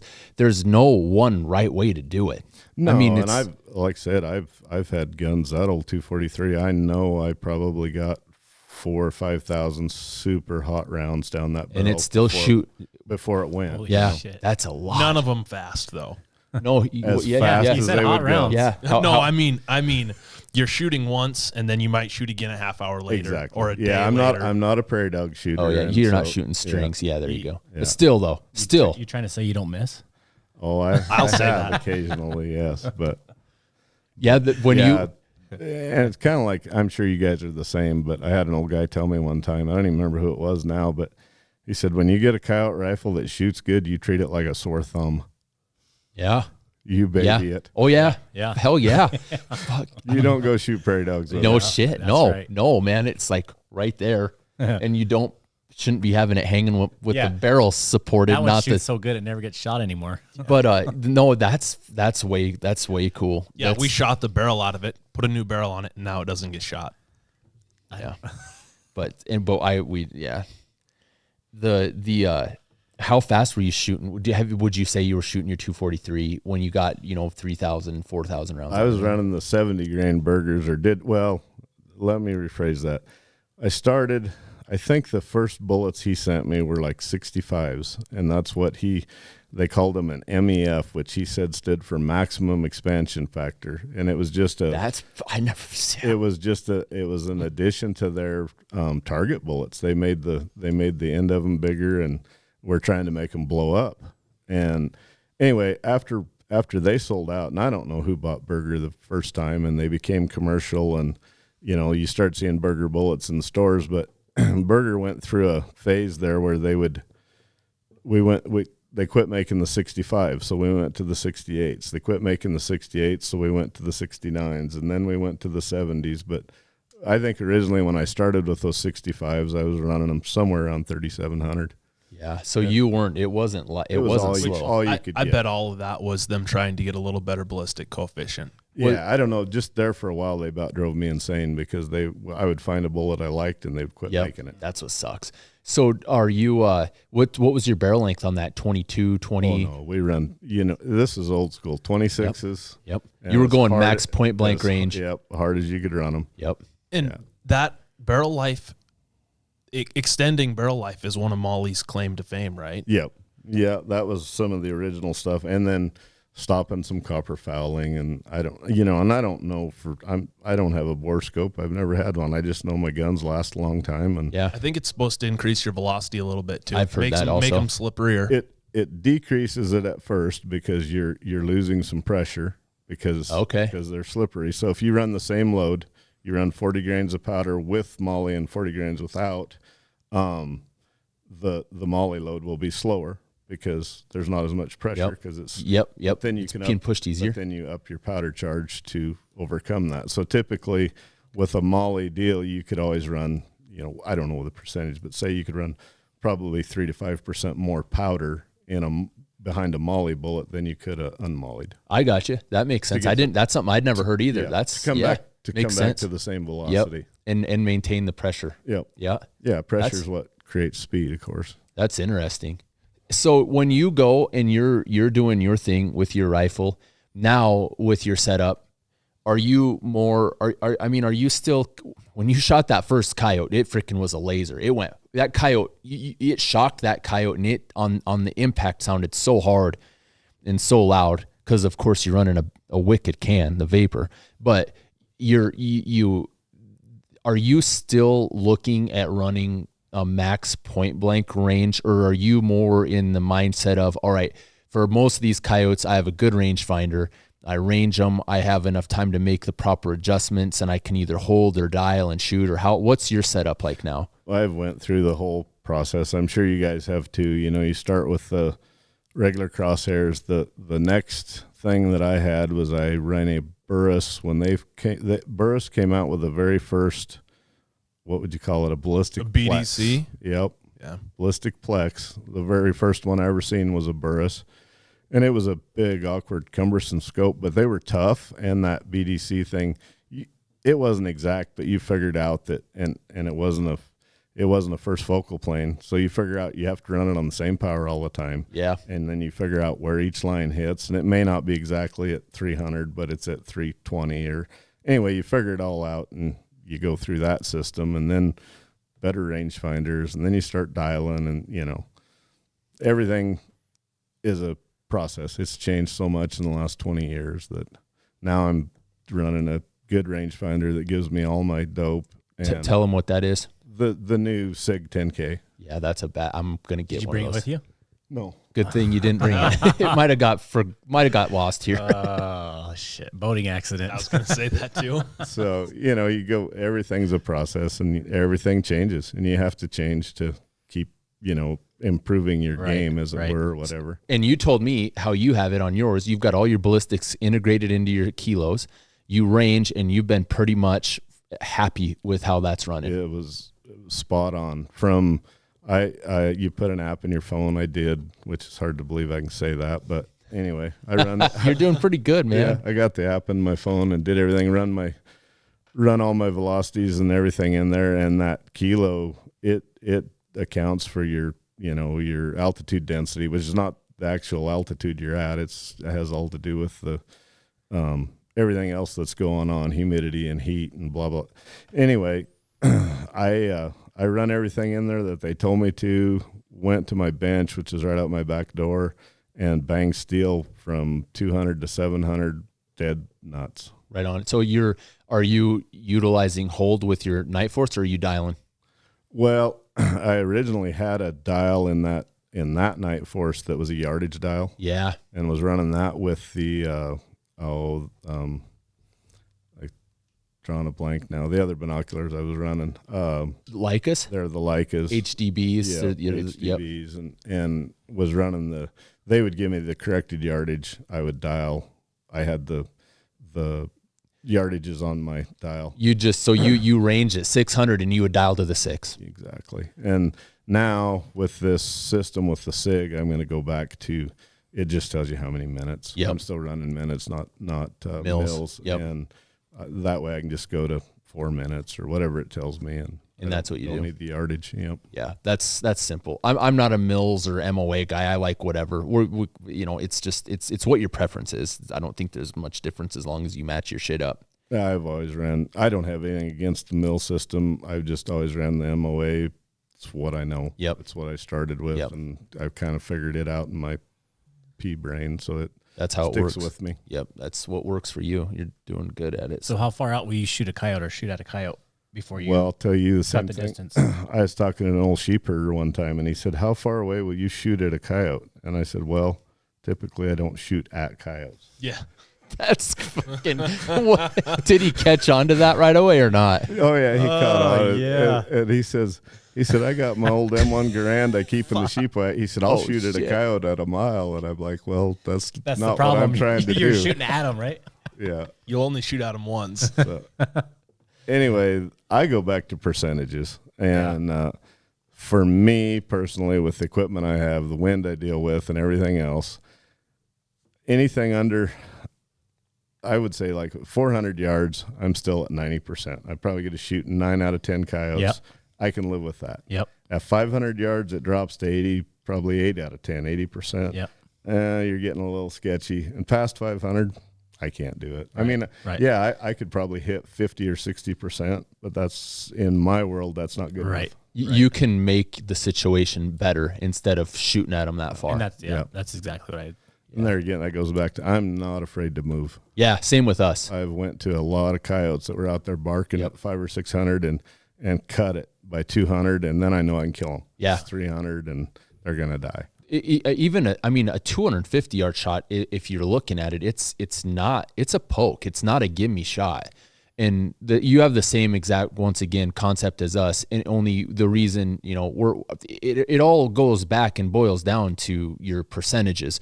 If we can get from 400 to 300, the percentages go up quite a bit. Like you said, it goes from a 90% to a 99%. And when we're trying to film, the whole concept is the visual aspect. And at 400 yards,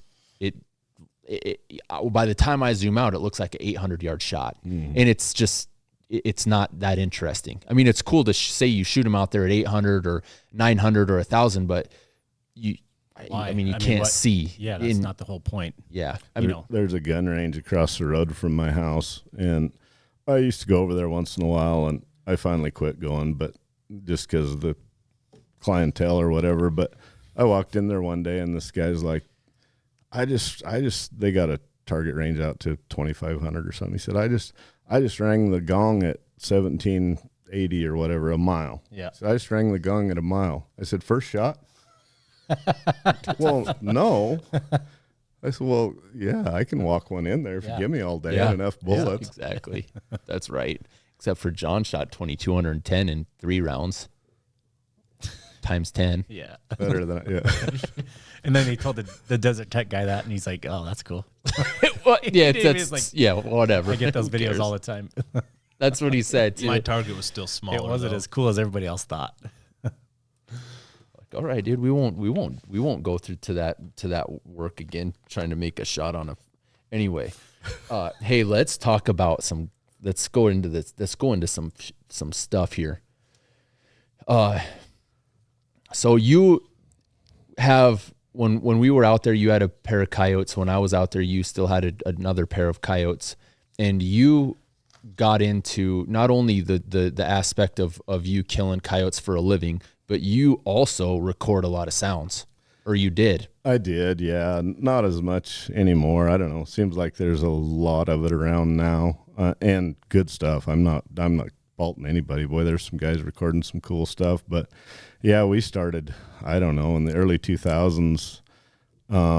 Just had some certain sounds that we wanted, and by we I mean me and a couple other trappers, Kenny, who you met and stuff, and we wanted a really good pup sound, because that's what, when you were on a den deal, we used to do it all with hand calls, and you can make pretty good pup sounds with a hand call, but I wanted something different and better, and started trying to get a call company to do something, and they wouldn't do it, and so finally it's like, well, maybe we should do it. So started catching some coyotes or pups and messing around trying to get some sounds, and we got a couple that were really worked, and about that time was when Fox Pro kind of took off and started making some better callers, and started working with them guys a lot. And What do you say in that time frame is around? Just give guys an idea.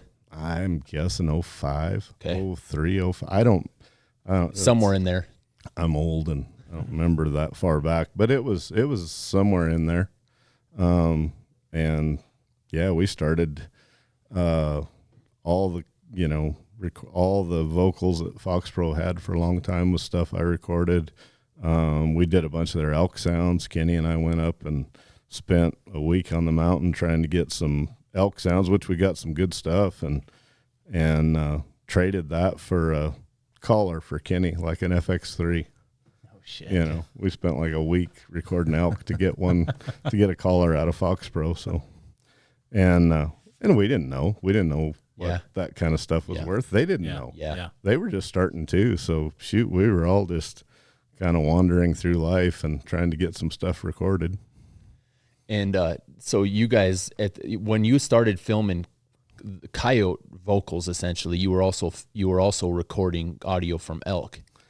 Yeah, we did some of the original Fox Pro elk sounds with stuff that we recorded. If you don't care, what were you using to record? We had an old video camera, and that's with what an external mic. That's what you were getting, just like a Like shotgun a mic. VHS. Not that old. Okay. Jeez, John. I can remember Dad Yeah. recording with VHS. Yeah. Yeah, but in 05, you would have been probably a I must liquid crystalline display, a little. I think we had a Canon. I can't remember what model it was that run the mini DVs. Yeah. I know what you're talking about. I don't know the model, but I know what you're and it just had a shotgun mic on it, like the kill, and that's what you were good audio. It was decent. I mean, for the time and stuff, we didn't have anything else. And then over the years, I worked with Steve Dillon from Fox Pro, and he started sending me some better recorders and better mics, and we started trying to figure out ways to get better sounds and put together a lot of stuff. So do you remember some of the audio equipment that you used later on or not? Not really. Okay. It was just significantly better and more of an audio, no video. Exactly. Yeah. There was no video to it at all. And, like I say, Steve's the electronics guy. That's what them guys do and know. And he would send me something and I would use it. Like The first one he sent used those great big, I think they called them a CF card. Yeah. Remember them? Yeah, Can't even get them anymore. Yep, you can't. They went past that. Yep. Yeah, and the one I have now, I finally bought a pretty good recorder of my own and some good mics and stuff, and it runs on an SD, and I mean, it's just simple compared to what it was. Yeah, and you're getting good audio with that. Yeah, it's amazing. It's just like your cameras or anything else. You know, what used to cost thousands to get, now you can buy the same quality or better for way less money. Yeah, the technology's just folding over. Yep. It's just crazy how this shit's going. Like you said, a CF card, which was supposed to be the fastest card, now it's an SD card, and they have different levels of it, and it's just simple. It plugs into anything. Yeah, I don't know nothing about any of them. I know the old original Fox Pro. I think the original Fox Pro calls run on a CF. Really? Yeah. Huh. That's not. Yeah, that's And they would actually. We figured out. You know, they would actually wear out over time if you can run a Fox Pro that much. Really? Yep. You guys found that out. You can corrupt those cards. Did you make that noted and tell those guys? Oh yeah, yeah. But you know, they're like, not many people are going to do what you're doing. We don't care about the 1% or Exactly. 1% of 1%. Exactly. They'd put a new card in it and send it back, but they're like, yeah, nobody else does this. Yeah, you could see that. Yes. And you got into the sound deal a while ago, and you're still kind of doing it. And I mean, how for your own personal? Pretty much, Yeah. yeah. You know, them guys, I don't know, without faulting anybody or cutting anybody down. Like say, there's a bunch of new guys recording sounds, and they're doing a good job. But companies, which you guys know, I mean, they're going to go to the newest best thing or the newest best guy or the newest whatever. And I've just kind of faded away quietly. Well, when we went out there, and then when I went out there the second time, I know you're using some sounds, some vocals that are crystal clear, good, that I haven't heard before. Yeah, I got some stuff of my own, and I'm like anybody. Shoot, MFK's got some stuff with Fox Pro now. I've got a couple of their sounds. Them guys have done good. Fox Pro's got some other stuff. I don't know where, you know, and like I say, I've got plenty of my own. So what are you planning on doing? I mean, or do you not want to go there? Are you planning on doing, because I wouldn't mind buying some of those from you. Yeah, I think we're going to do something here in the near future. Either start doing like everybody else, selling some sounds, putting together a sound pack, or doing something. Just because like all the original sounds that we had, I sold, and Fox Pro treated me fine. We over the years finally came to an agreement there, to an arrangement that, you know, of what sounds were worth what, and I won't say they mistreated me, but when they bought those sounds, they become Fox Pro sounds. They're no longer mine, and they're not labeled as such or whatever. So now I'm to the point, well, maybe I'll put together something and retain ownership and see what happens. Market them yourself. Yep. Yeah. I would, and put them in a format where everybody can use them, maybe not just Fox Pro guys, or put them as like save them as an MP3 and put them on. Mm-hmm. That's what I personally would. I know a lot of guys that follow us would buy that shit right now, because from what I heard, how when you go in and locate, and the crispness and the quality of the howls and the sounds, they're trust me, they're good. I wouldn't blink an eye in spending a premium for that shit. And it's a competitive game now, you know. I mean, when I first started, there was nobody else. Nobody had Coyotes. Nobody was recording live Coyotes. I had, you can't believe the amount of other call companies that called me and wanted this, that, and the other thing. And I stuck with Fox Pro. I was good to them, and they were good to me. I mean, that arrangement was good. But now there's competition. I know Rick Palett's recording some good stuff. MFK's recording. You know, there's some good stuff out there. But I think I can compete. Oh yeah. From what I hear and what I've seen, apps, how I do very well. I mean, I personally think that with what you do and how you do it, you have a scale. You have quantity here and you have quality here. And a lot of guys that are marketing stuff are just, they're selling a quantity. They're trying to make a lump sum on X amount of sounds, where from what I've seen and heard of what you do and been a part of it, it's more of a quality aspect.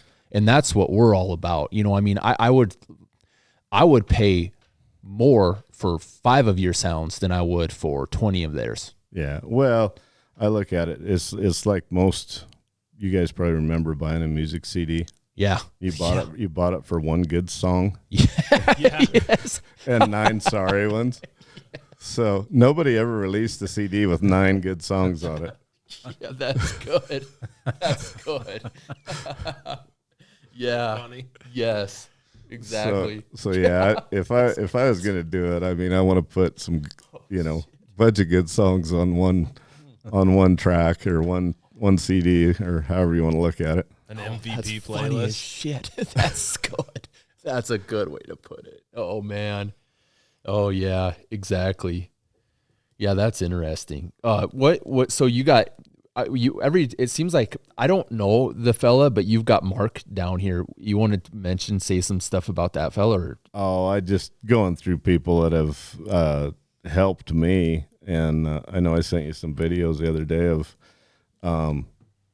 going back to when I was completely clueless. One of the guys that I was lucky enough to meet was Mark Zepp, and he produced a line of hand calls and was making videos back in the early 2000s. And he was like the first guy that clued me in about like sounds, for example. I was basically giving sounds away or close to it. And Mark's like, I don't think you understand what you've done, how it's changed the industry. And he said, in no uncertain terms, he said, other people are buying new houses and new cars and stuff from the sounds that you're producing, that they're putting on their stuff. And he said, I don't know if you're getting your fair share or not. And I was like, I don't either. I don't know what it's worth. Yeah. So, Yeah. I mean, he was an awesome guy as far as cluing me into the ways of the world when it come to the predator calling stuff and the business end of it, I guess you'd say, or finding some value in what you're doing. Yep. Giving you an insight on what your shit's worth. Yeah. Well, I've touched base on that with you guys. When somebody that knows what's going on is using a product or testing a product or a sound or whatever, there's some value there, and it's overlooked still today. I see it with companies that endless on YouTube or wherever you want to look, the companies that will eliminate the guy that knows what's going on for a guy that has a bigger Facebook following or something. Yeah. Yes. You guys have seen it. I know some of the products you've helped develop because I've got some of them because you were the guys that told me about them, but yet those same companies have bailed on you guys. Yeah. Left you high and dry to go to somebody else that had 10 more Instagram followers or whatever the case is, and so there's so much of that in the industry that I'm clueless, but guys like Mark that's who really helped me. And he just called me the other day. I hadn't talked to him for a while. So, that part probably why it popped into my brain, but that guy helped me immensely. That's cool. Here's exactly the deal. Not only would in that what you are explaining regarding the sounds, are you providing a product of value, but I would almost say what's more important than that is you having the repetitive, monotonous time in the field over and over and over, proving that shit works. Yeah, it doesn't matter what it is. It's you take a rifle scope, brand ABZ, whatever. I run mostly Night Force. The new Loophole stuff is awesome. I run one of the other scopes from US Optics that you guys recommended. Yep. And you'll have so-and-so get on the internet or wherever. I'm not much on the internet anymore, but I use this cheapo whatever, and I get by just fine. Well, you might, but yours is in a gun safe 11 months out of the year, and then you go hunt 4 weekends in a row, and that's great for you. Mine's in a gun rack in my pickup, every day. Every day. Up and down a gravel road. So I know what holds, I know what doesn't, I know what stays good, I know what doesn't. There's got to be some value there. I don't know that we're seeing it, but, the guys that use stuff hard, I don't. Yeah. Yeah, that's exactly what And we're we see after. that a lot too. Tons. You don't need that. And maybe they don't need it. Right. Yeah. But, throw a rifle or any product, any product you can think of and go use it every day and pound the piss out of it and see what happens. And some of it's going to hold up, some of it's not. And some stuff you just finally wear out. It doesn't matter how good it's made. And like we say, we're running what we run for a reason, and it's, I'm sure, the same for you. Oh, absolutely. Yeah. And if that cheap stuff works for them, then great. I don't have- but yeah. when it costs us that one shot, that one opportunity, then it don't work. Pretty sure those were Exactly. Eminem lyrics, but I don't know. Close. Yeah. Yeah, that's the thing. The whole concept is the ease of access to information right now. Everybody is expert. Yeah, It's, some of that stuff drives me insane. I was watching a deal the other day, or actually listening to a podcast. I was trying to figure out how to do a podcast or what to say, and there was a kid on there that he was a self-proclaimed coyote hunter, and he pretty much said he was an expert and did this, that, and the other thing. And he said, but I got into coyote hunting, or I got interested in coyote hunting watching YouTube videos. I'm like, dude, if you're that young, we're not the same. yeah. Yep. Yep. I mean, if that's where you started, Yeah. good for you. But, It's I started way back when just following somebody that knew more than me around, begging and asking questions. And I'm sure you guys, to a certain extent, started at the same point. Yeah. I'm not Different even young deal. enough to say that.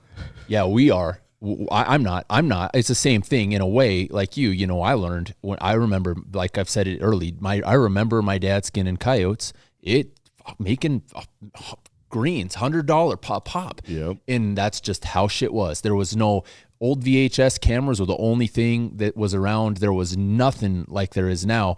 But what I want to do is, like I said, my goal in this isn't to. Granted, I'd love to get rich doing it.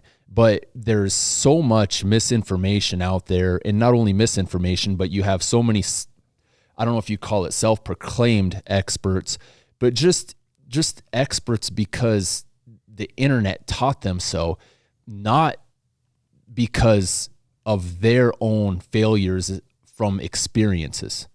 And to me, having skin in the game, being one of those guys that taught themselves failure, obviously means so much more than what you're seeing online over and over and over. Guys just going, well, how do you do this? We've invested so much money and time into gear and equipment. There's no way that we will ever get everything that I want functional through, in the next 10 years, ran through the ringer to give guys an educated opinion based on experience with that product, because there's so much new shit coming out all the time.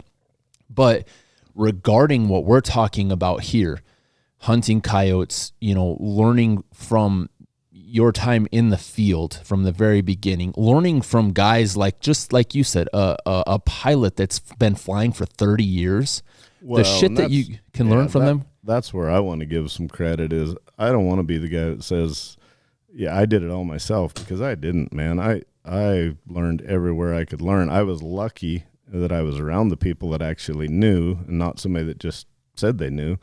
And so, I give credit to all the guys I've learned from, good, bad, or indifferent. But I'm not self-made. I've learned a lot on my own. We all do, but man, I also remember the guys that showed me a trick here or there or whatever, and boy, some of them were good tricks. Yeah. Yeah. That's the same thing that we always say. We never stop learning. As soon as you think you know everything, you're screwed, Yeah, just like you said at the beginning, what'd the fella say? There's two things that you can always say when it comes to killing coyotes. And never say. Yeah. Can't say always, and you can't say never. Yeah. Exactly. Yeah. And what like I said, what I would like to do is just the way that everything's going is so crazy regarding the internet. You know, earlier on, and we let's just talk about some of this. So earlier on, I've probably been a member. You're probably on Sniper's Hide. Occasionally, yep. And then Predator Masters. Those are my two forums that I'm on all the time. I rarely ever am on Facebook. Yeah. But that's the trend. That's the way things are. Facebook is for us old people. Do you get on Facebook a lot? All the time. Do you really? Okay, that's cool. See, most of the people that are my age and yeah. younger are on there like all the time too. It's just I don't. Yeah, there's a few groups like Ultimate Night Visions group and all kinds of stuff like that. I'm on. And I'm not on Facebook for the coyote hunting deal. I rarely put anything about a coyote hunter, but it's friends and family. Yeah, easy. Yeah. And that's where what I'm saying is, so you have a couple big forums that are probably the biggest online regarding hunting and shooting, like Predator Masters, Sniper's Hide, long range hunting.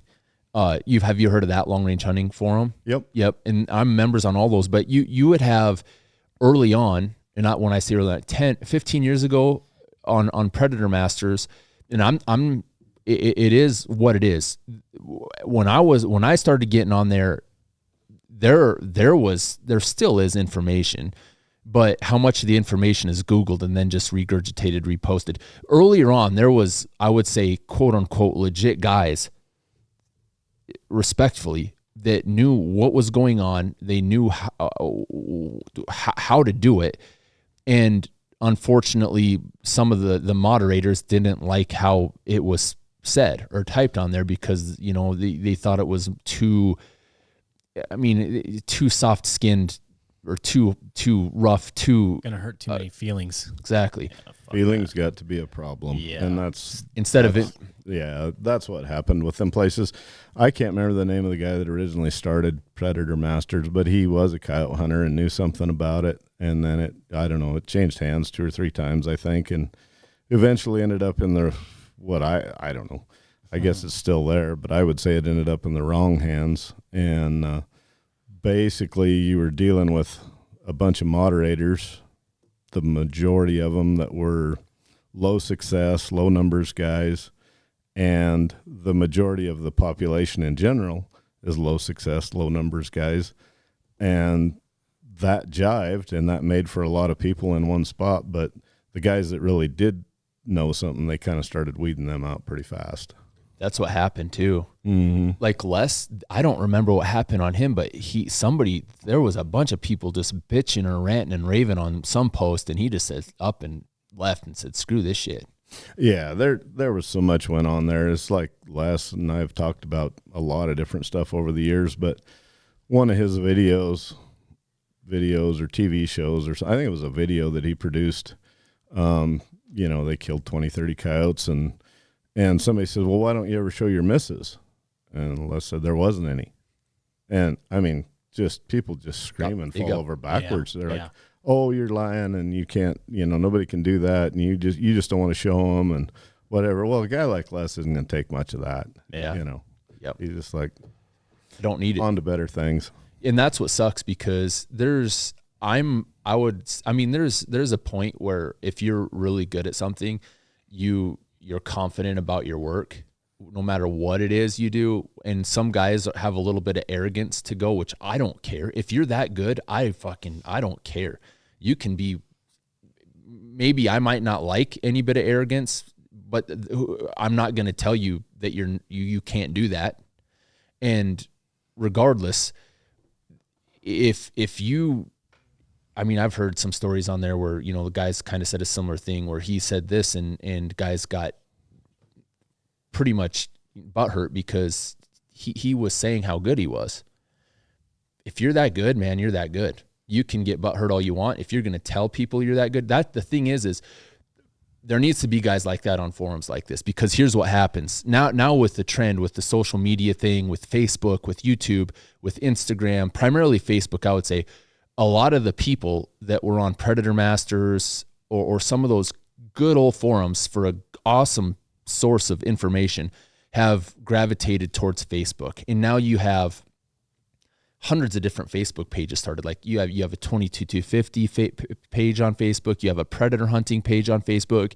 You have so many different pages that people move away from a good forum off to Facebook, and it's slowly killing the forums. Well, it's breaking our numbers. It's demolishing our numbers as far as predator hunters banding together.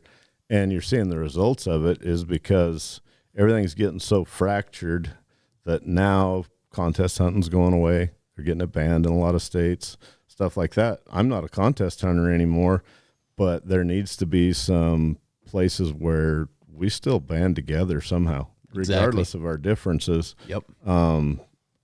This stuff's going to go away, or a lot of it's going to go away if we don't stick together. Yeah. And that's hunting in general.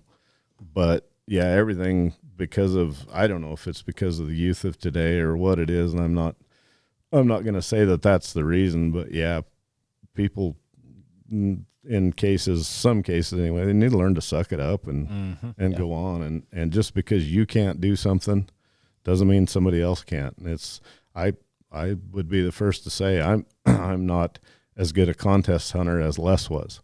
He was the master and he figured it out. And you know, if he says, if Les says, well, I won this many times and I did this and I won all 3 of the big hunts in 1 year and whatever, he did. Yeah. And I couldn't do it, but I'm not butthurt over it. Yep. I'm not going to tell him he's a dork or Not a going dick to fault because him because you can't. exactly. Yeah.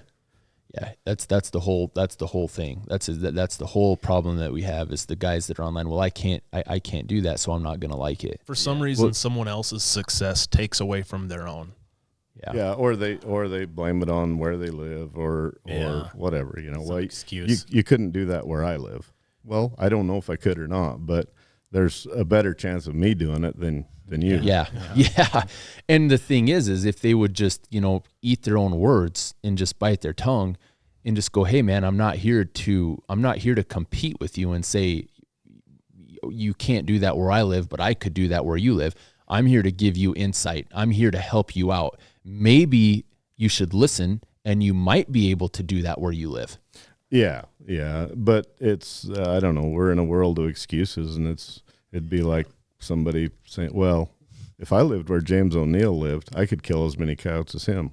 Well, Maybe. I doubt it, but Yeah. And that's, but you might be able to learn to if you would shut up and Yeah. and just learn, listen. listen. Exactly. And that's what we're trying to do. I mean, you have even like our kill boxes we've said. How many guys when you set up a kill box like we do, and I'm not beating my own drum. I'm just saying in order to set up a kill box, first of all, in order to do it how we do it, you have to have a rancher that's going to allow you the use, and he's going to have 12 to 1,600 pound round bales. That's how we do it. You have to have a loader to set it up and structure it. You're going to have some kind of a bait pile set up. And then in order to do it right, you're going to have to invest some money in a thermal. You're looking at a lot of dollars, and most people can't do that. You can fabricate something similar though and listen to our concept and 100% increase your numbers from last year to this year if you listen to how we do it. But there's just so many guys that are exactly saying that. Well, you can't do that here. To an extent, you can structure something that will. Well, and it doesn't matter. You seek out the people that know, and that's just, if I want to learn about thermal, which I'm trying to learn a little bit about thermal, I'm going to talk to O'Neill Ops. And if I want to learn how to set up a kill box and do all that, I'm going to talk to O'Neill Ops. If I want to learn how to contest hunt, I'm going to call Les. And if I want to learn how to build a rifle, I'm going to call Chad. Yep. I don't Exactly. know. Exactly. I'm the first one to say I don't know how to do that stuff. Yep. Right. If I want to know something about a suppressor, I'm going to call O'Neill Ops. Yep. And I have. Yeah. And that's exactly what our whole concept is. That's what we're trying to do is the little things or big things that we don't know. Same thing. When I say build a rifle, I get the components of that rifle, the build list that I want. I design it how I want. And then I have Chad chuck it up, chamber it and do the work. I can't do that. I don't know how to do, but he's taught us how. We I'm not going to go get the equipment and try to learn it. I just don't have the interest in it. If we want to learn new techniques, if we want to fine tune our skills, if we want to learn new shit on calling, that's the primary reason why we sought you out and went out there 6 years ago, and even this year was to learn new stuff. Where every time we go out, we learn new stuff. There's a lot of different things that we learn. Like I said, we're students of the game, and we will be personally till I think till the very end. And it's awesome to have guys like you with the skill set and the mindset that's similar to ours. I mean, it's not the skill set, but the mindset similar to ours, so that we can improve our skill set from your information. Yeah, your skill set's pretty good, but it's different though compared to what you do. I mean, you're ask one of us to set a trap, and we might fucking catch ourselves. I might too. You never know. But yeah, you seek. I don't know.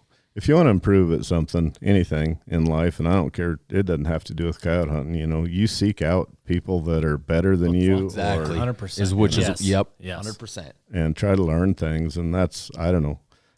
It's hard at times, but my whole life, man, if I want to know something about investing money, I'm going to seek out somebody that I think's good at it, or hunting coyotes, or anything it is. And that's just life in general. And if your pride won't let you do that, you're going to fail miserably. Yep. Yeah. And you'll just be upset the whole time throughout the whole experience. Yep. Yeah. And it'll be, well, he just got better breaks than me, or he was, Yeah.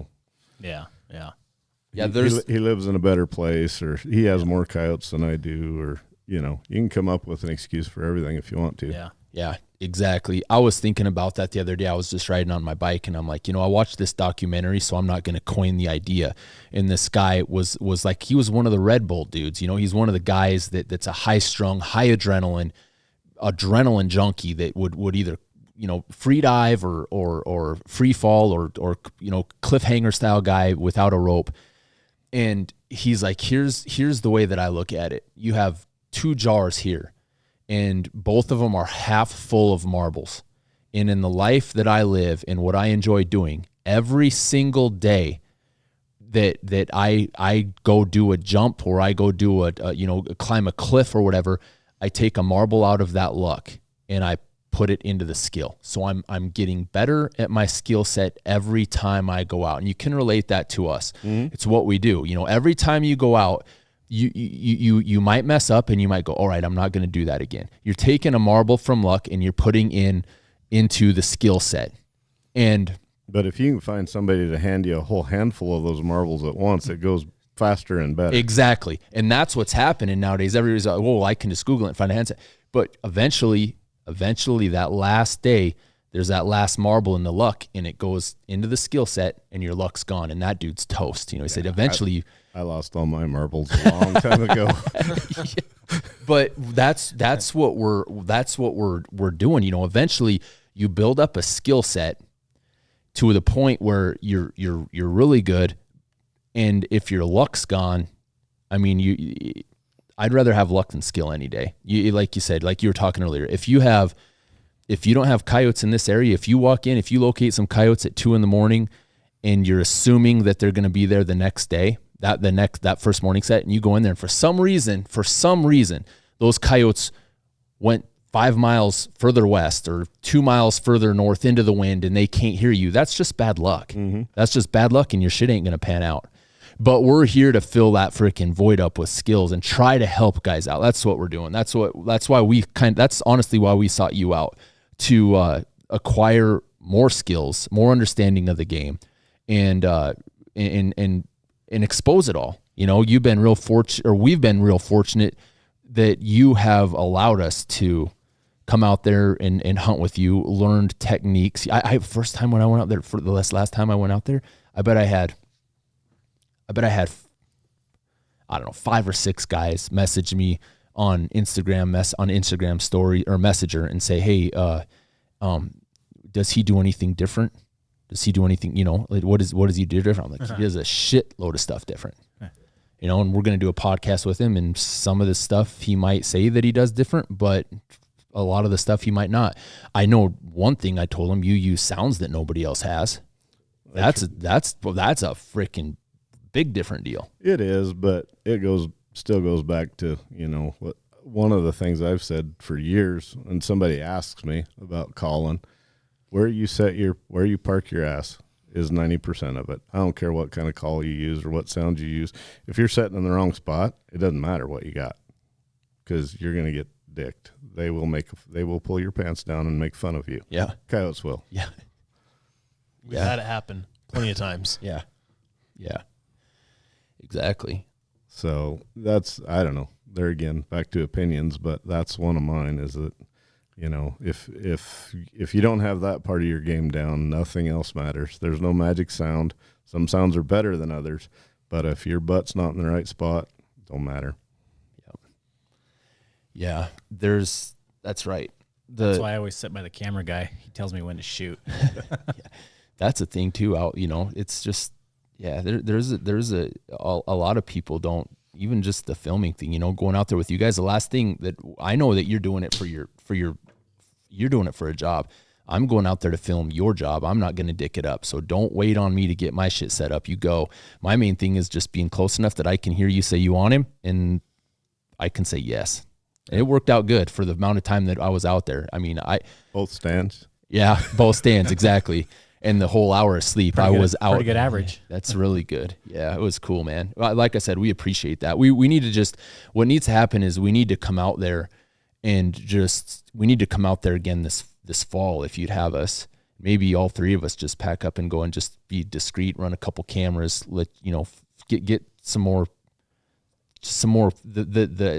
Another thing that's cool that I like to do is out in your country, and you can see it on the intro, you have the visual aspect. Yeah. You have the wide open area where you can just see for miles. And to me, the cinematography of that, you know, capturing that animal in that kind of terrain and then putting it in a it's freaking what it's all about. It's just cool, because 90% of people that follow us don't even see that. Yeah. You know, they just don't know.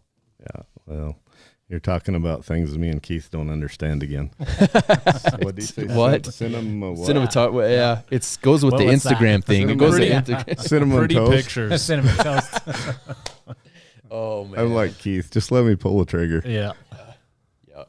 And I'm the one that's sitting here going to dick the whole thing up. Nope. Wait. We Wait. can get better. We can get pupils He'll this come time. closer. Yeah. You're a fucker. Yep. Love it, though. He'll come closer. Snap. So is there we're at 2 I see that's how it goes. I mean, it feels like we sat down 5 minutes ago and we just went through a lot of stuff. 2 hours and 10 minutes. That's exactly what we're after.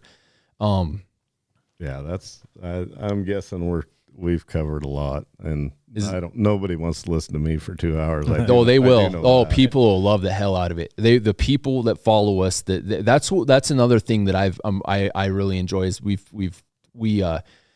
the people that follow us are more inclined to listen to stuff like this because they're genuinely interested in the work that we do. And you're in the same alley, same damn street, man, same thing. Is there anything that is there anything else that you think you would prefer or like to touch base on before we kind of do anything? There's anything, I don't even care. I mean, what we need to do is before we go, an Instagram plug. Maybe we should have a little bit of an icebreaker on possibly, like we said, what you might have coming, what you think you're going to have coming regarding the sounds and stuff. Well, like I say, it's in the planning stage, or however you want to. I've got a lot of stuff stashed away, but it's I mean, we're a long ways away from that, editing and figuring out what's what. I mean, I've got some stuff that I've used that's really good, and I'm at the point, you know, I think it's time to branch out and make a little money and do some stuff, and I don't want to make it at the expense of, you know, screwing somebody over. If I do anything, I want it to be good stuff. And so we're not quite there yet, but I think it's coming. You think that's safe to say that you're going to go through, kind of edit the sounds that you have regarding, just clean them up, maybe shorten them up? Yeah, and find the stuff that really does work. Like I say, I don't want to release that 10 songs that, you know, you're only buying the one. Yep. Single on it. The whole package. So yeah, there's some stuff there, but it's so much easier now, you know, than it was 10, 15 years ago. Marketing, you know, it's like how many people are watching this or hearing this or gonna hear it. and maybe would push them sounds where Yes. 15, 20 years ago, what would you do? Run an ad in the back Yeah, of outdoor lights? exactly. And hope somebody's Yeah. seen it. That's what you would do. Yeah. Yep. And, so It's just so the, much- the so world fast. has changed to where this stuff could work and a lot easier than it used to be. Yeah. So what would you say that you have numbers wise for specific sounds that are Cal Taylor worthy? Oh, a lot, but it would be pretty easy to come up with 5 or 10 that would produce tomorrow for Do you need us to most everybody. try them out for you? And You guys will get them first. I thought he was going to go, no, I've already done no, that. they're good. I know They they're good. Trust me. Yeah, I'm jacked for that. Like I said,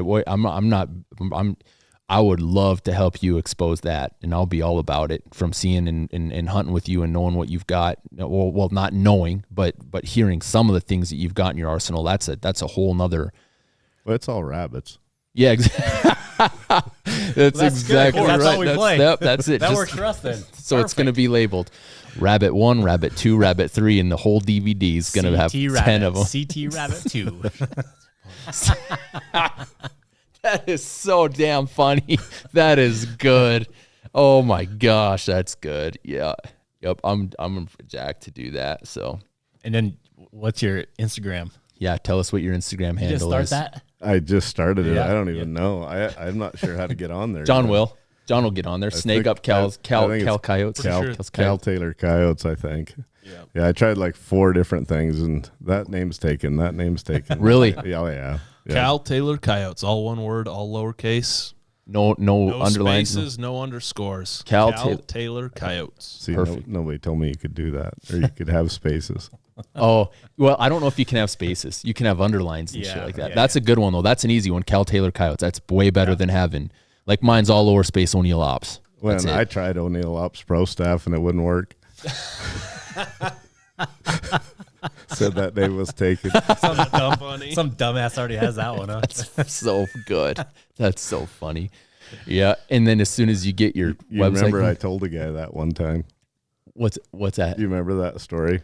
I had a guy call and wanted to do some filming and stuff, and I said, I can't. I'm on O'Neill Ops Pro Staff. Oh, did you? How long ago was that? Like 5 or 6 years. Oh gosh, I called you and told you about it. I do think I remember a little bit. That is hilarious. Did you put that on your Instagram deal? You pro staff? I haven't yet. No. You need to. On his bio. Yeah.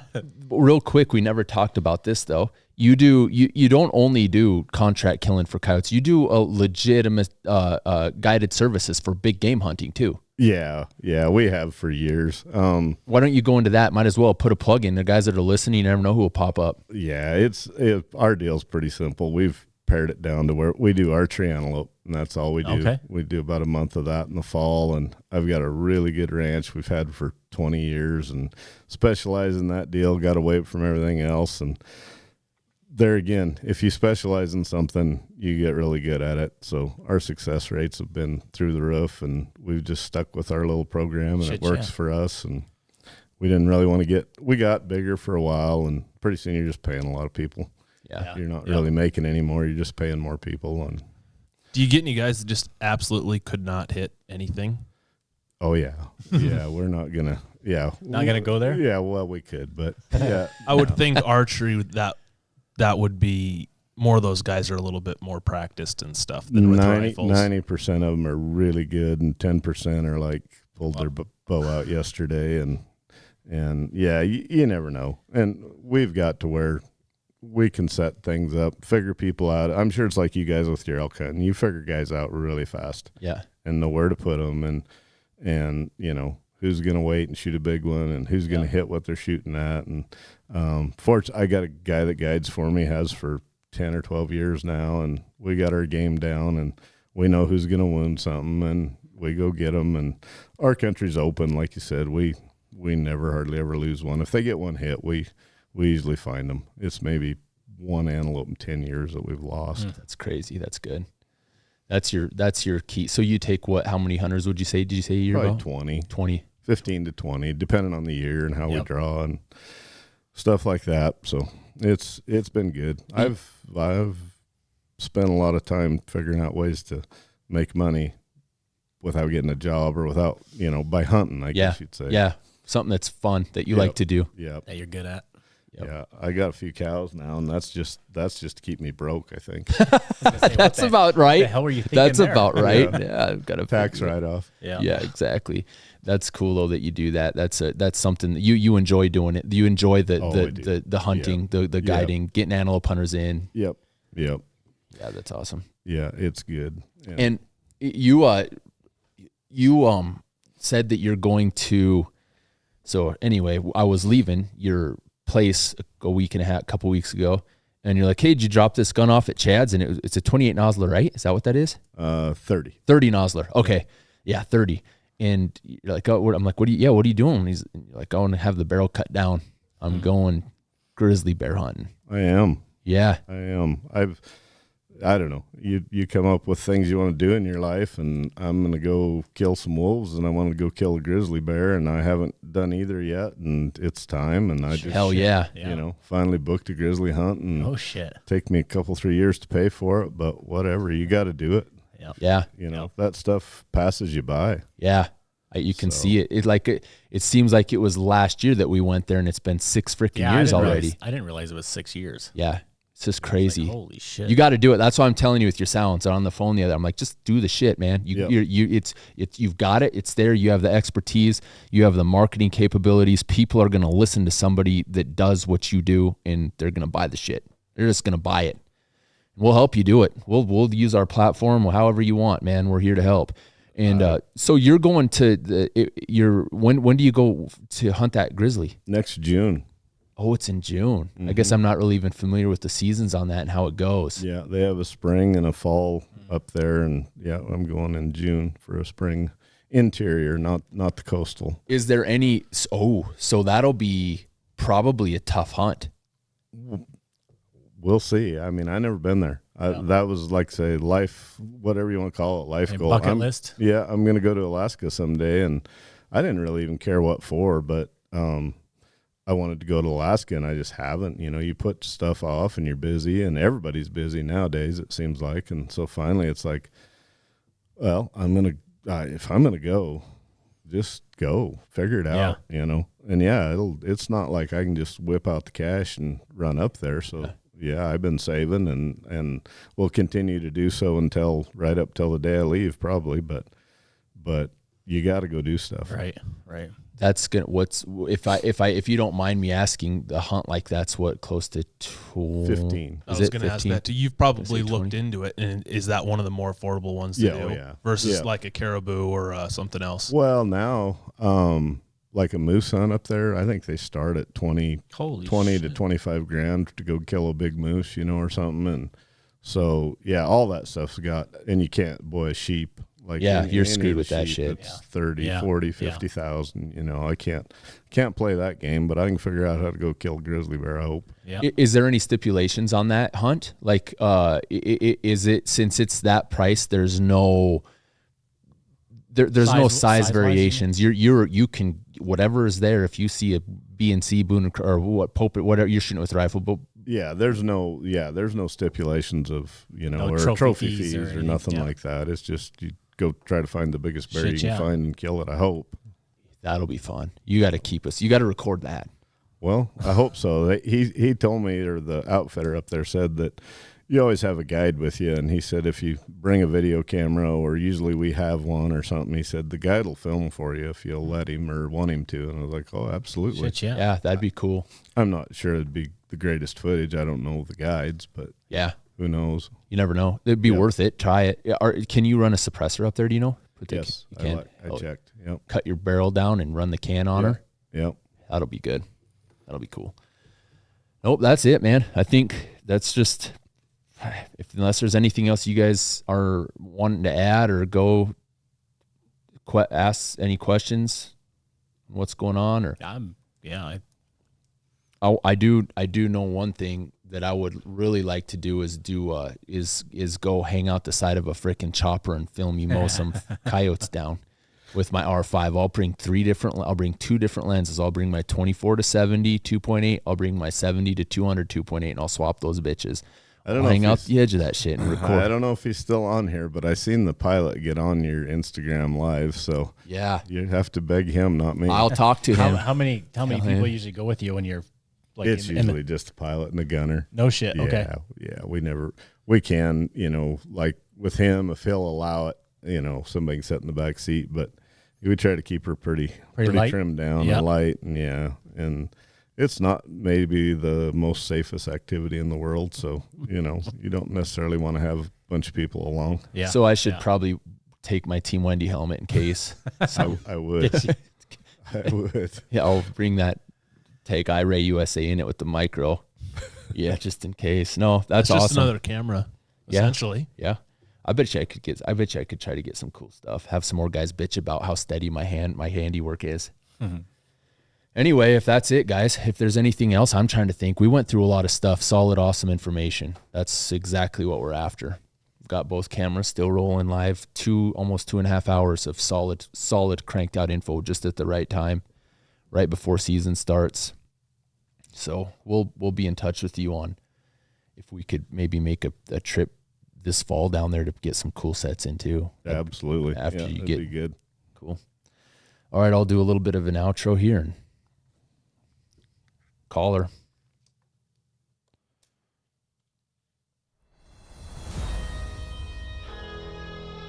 Yep. Once again, guys, this has been a Predator Hunter podcast, and we had guest Cal Taylor on with a ton of information right before predator hunting season for us, right before hunting season in general. And like I said, he's just one of those guys that's discreet, trained, highly efficient, and immensely successful at killing. That's what he does. You guys will love this. We're going to be going out there and getting some more footage with him. Probably try to put a pretty cool YouTube production together, or I should say a playlist of just kind of what I've done. Call it the Cal Taylor Project, where we've got the couple hunts with him, a podcast with him, information. If you get some new sounds coming to the market, we'll help. We'll be the first guys to expose those. I'm really excited and jacked for that. And then hopefully go out there and film some more hunts in different aspects of his work and bring the whole project to life and show you guys. So with that said, hope you guys enjoyed it. Hope you got the information. And I hope that you found it entertaining. We are out.